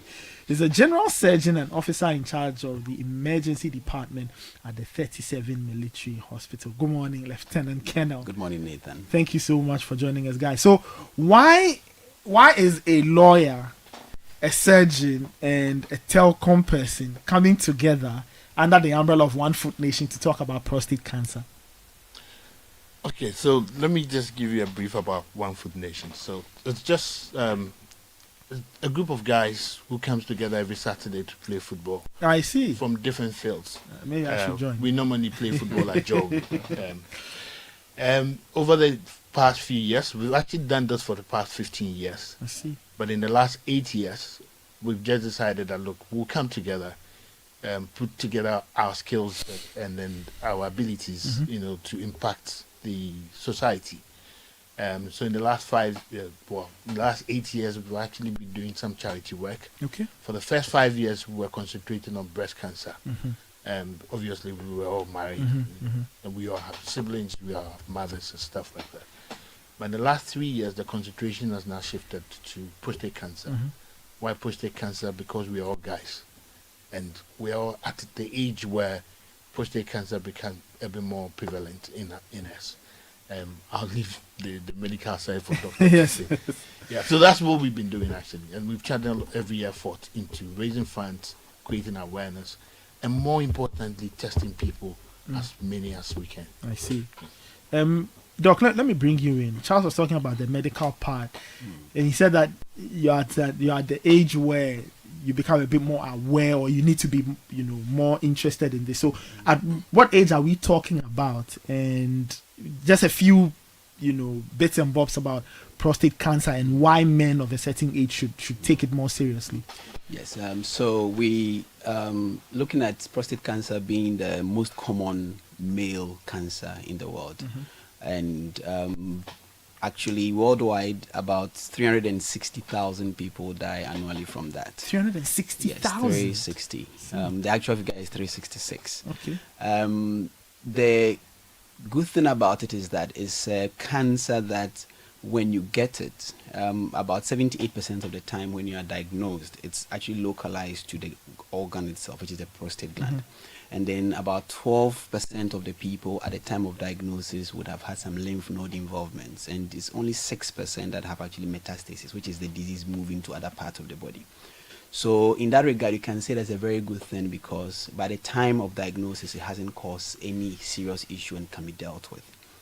The risk involved in this case, pertaining to your question, has to do with age. And in this case, usually from the age of 40, then becomes significant that you actually check yourself for possible disease in that regard. And the most easiest way of looking at that is doing a PSA, and which is prostatic specific antigen test, or prostate specific antigen test. It's a very simple test that can be done, and based on that, you can put it within age ranges, and from that we'll be able to tell you that maybe you are worried about it, and then we do something about that. So from 40 years old, that is when you have to actually start testing. Okay, great stuff. So we've laid the groundwork. So to the tangibles, or to the concrete things, Kofi, so what are you doing? What's One Foot Nation doing, or what are some of the things you will be doing to raise awareness, or to spread the word, really? Okay, thank you. So the initiative actually was launched last week. Okay. Last week Friday in East Legon. So some of the things that we are doing is free tests for men within the range that Doc has just stated. You can come over. So tomorrow, for example, we are officially launching at 10 a.m. at Villandro in East Legon. Anybody within the age range, so 40 and above, can come to Villandro. There'll be free tests, free diagnosis. And then on December 14th, in Ho, again, at Villandro. Villandro has location in Ho. Mhm. Yes, again the whole day, basically 10 a.m. to 6, about 4 p.m. The same. We'll repeat the tests over there, and all these are just to, because of the prevalence of the cancer, as Doc has just stated, we feel it is important to get as many people tested as possible with as low a barrier as possible. So we've removed some people be worried about the cost and the rest. We have sponsors, so everything is free. So that's mainly what we are doing. I see. Wonderful. Are there any other things that you're doing? Well, there'll be health talk. There'll be general check of BMI, stuff like that, in addition to that. But that would, all these activities tomorrow would happen after our usual football match. That would definitely come on. What time does the football game start? So we play between 7 and 8 at Jolu Astros, the small park. Okay. Yeah. Okay, I see.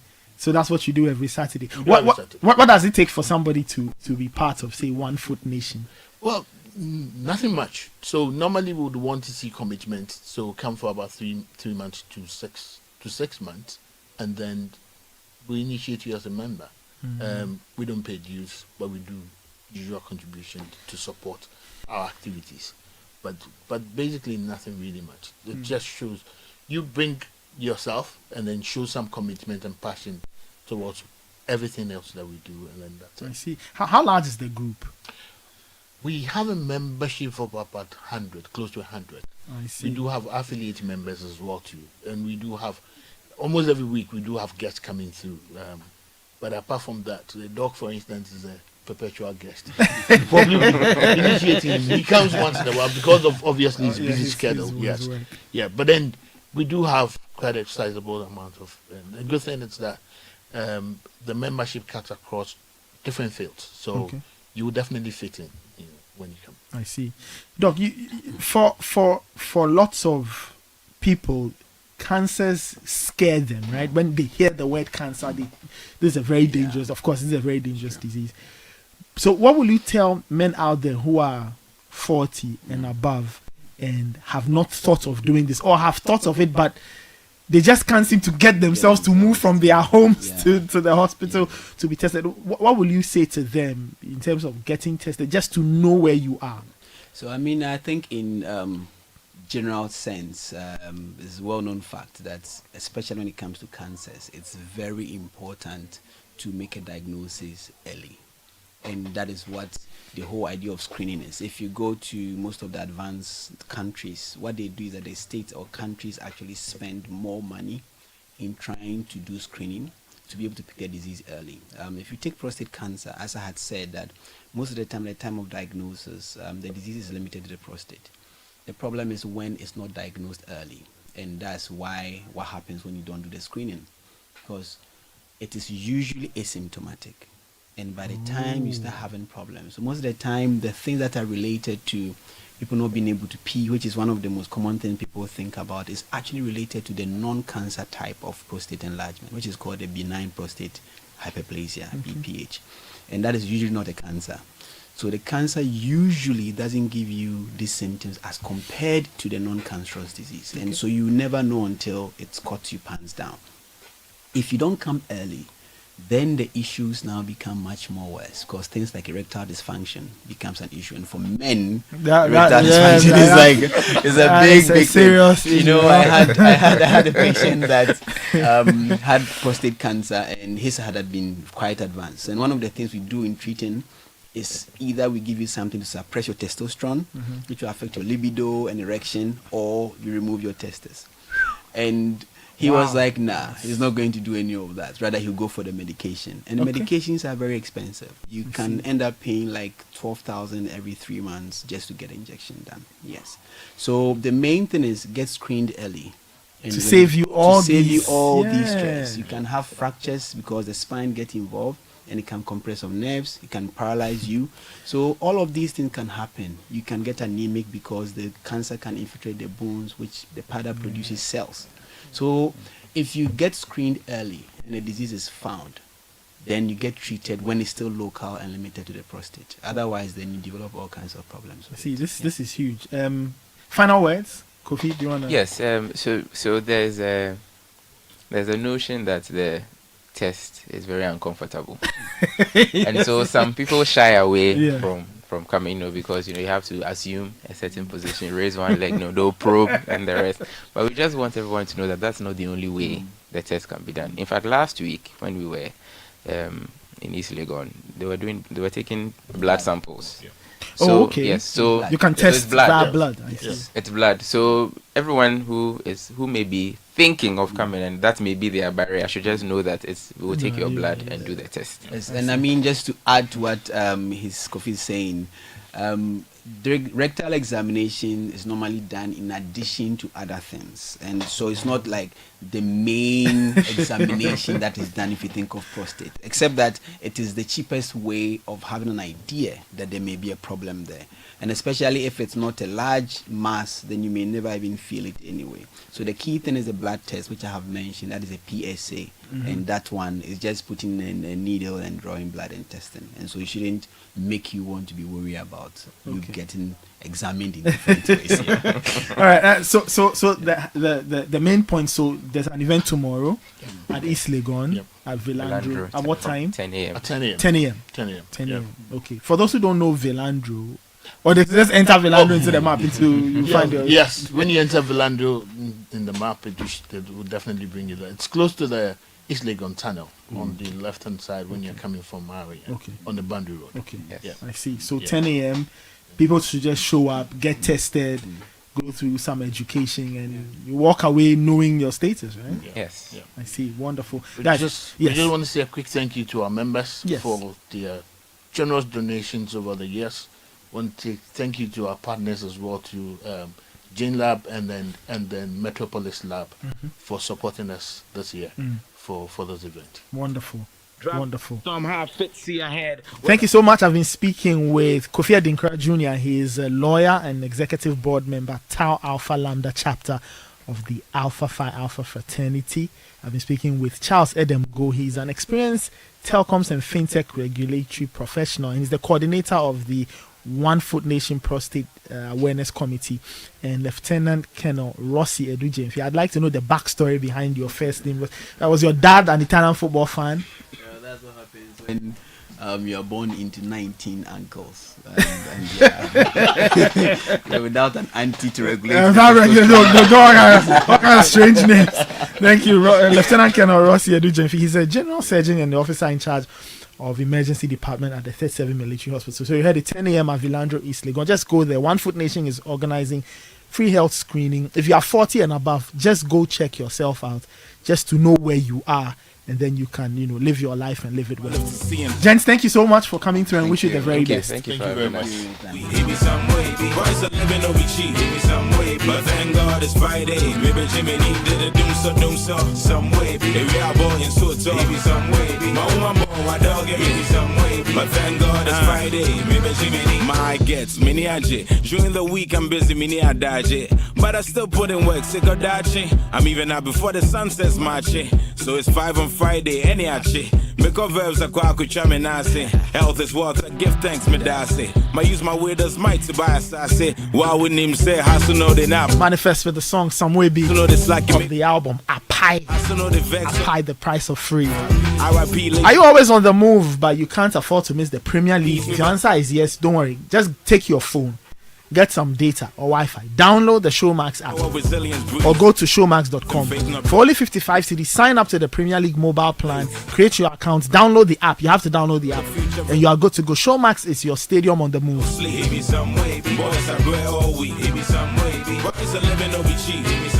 But thank God it's Friday. Maybe Jimmy needed a doom so some way. If we are born in so maybe some way. My woman born, my dog maybe some way. But thank God it's Friday. Maybe Jimmy.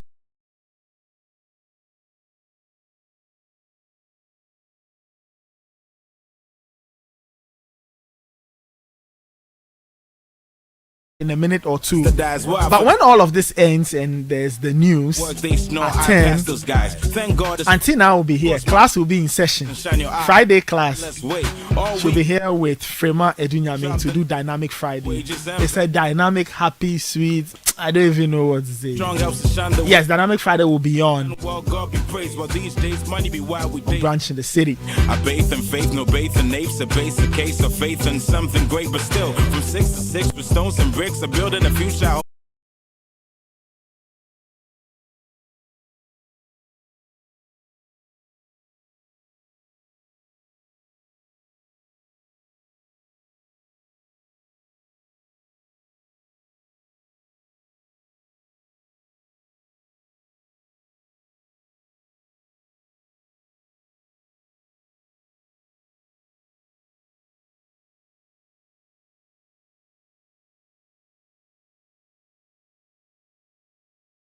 Thanks, Medasi. My use my word as why I wouldn't even say how to know they nap, how to know they sleep. R.I.P.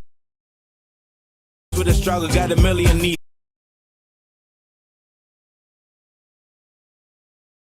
It's coming in on 0549 986 996. A basic case of me and Fig know that. Okay, let me do this one. This one says it's a birthday dedication. It says, kindly wish my baby girl Ryan Bilsi Abdul Basit a happy birthday. She's 1 year today. Oh, how cute. It's from Bilsi Abdul Basit from Medina. This one says, happy birthday to Mr. Charles Loco. Wishing you the very best. Massa, chill the day away. It's from Hans. Thank God it's Friday. Maybe Jimmy see. Bugger my Emre. Girls are bread, no be boys bed. My you be on my head. Thank God it's Friday. Ha, bugger my Emre. Girls are bread, no be boys bed. My you be on my head.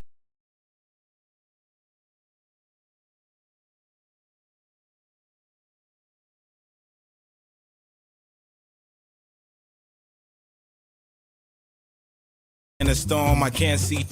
All week long, sink or swim, that's it. Staring at the clock, doesn't move, does it tick? Time moves slowest when you need it to be quick. Driving in a storm, how I fit, see ahead. Weather forecast a bit nip. Blues, kick me, I'm dead. Driving in a storm, how I fit, see ahead. And that's how I wrap it up on the Citi Breakfast Show for today. Can't choose, baby. My name is Nathan Kwawa. I was in the hot seat. Blues, kick me, I'm dead. For Bernardino Kokwavla, who was here. Boys are bread all week. Give me some way. Boys are living, no be cheap. Thank you to the entire team. Richard Alaska, MD Samalata Mensa was also here. Fred Jabano and Shiba Arba Benin produced the show. Edwin Kwakofi was on the stream. Godfred Odum, the big man behind the technicals. Many thanks for listening. We'll catch you on Monday. Keep your dials locked on City 97.3 FM. Let's get into the news at 10 with Ejubi Riafe Akinti. This is the Election Bureau. Hello and welcome to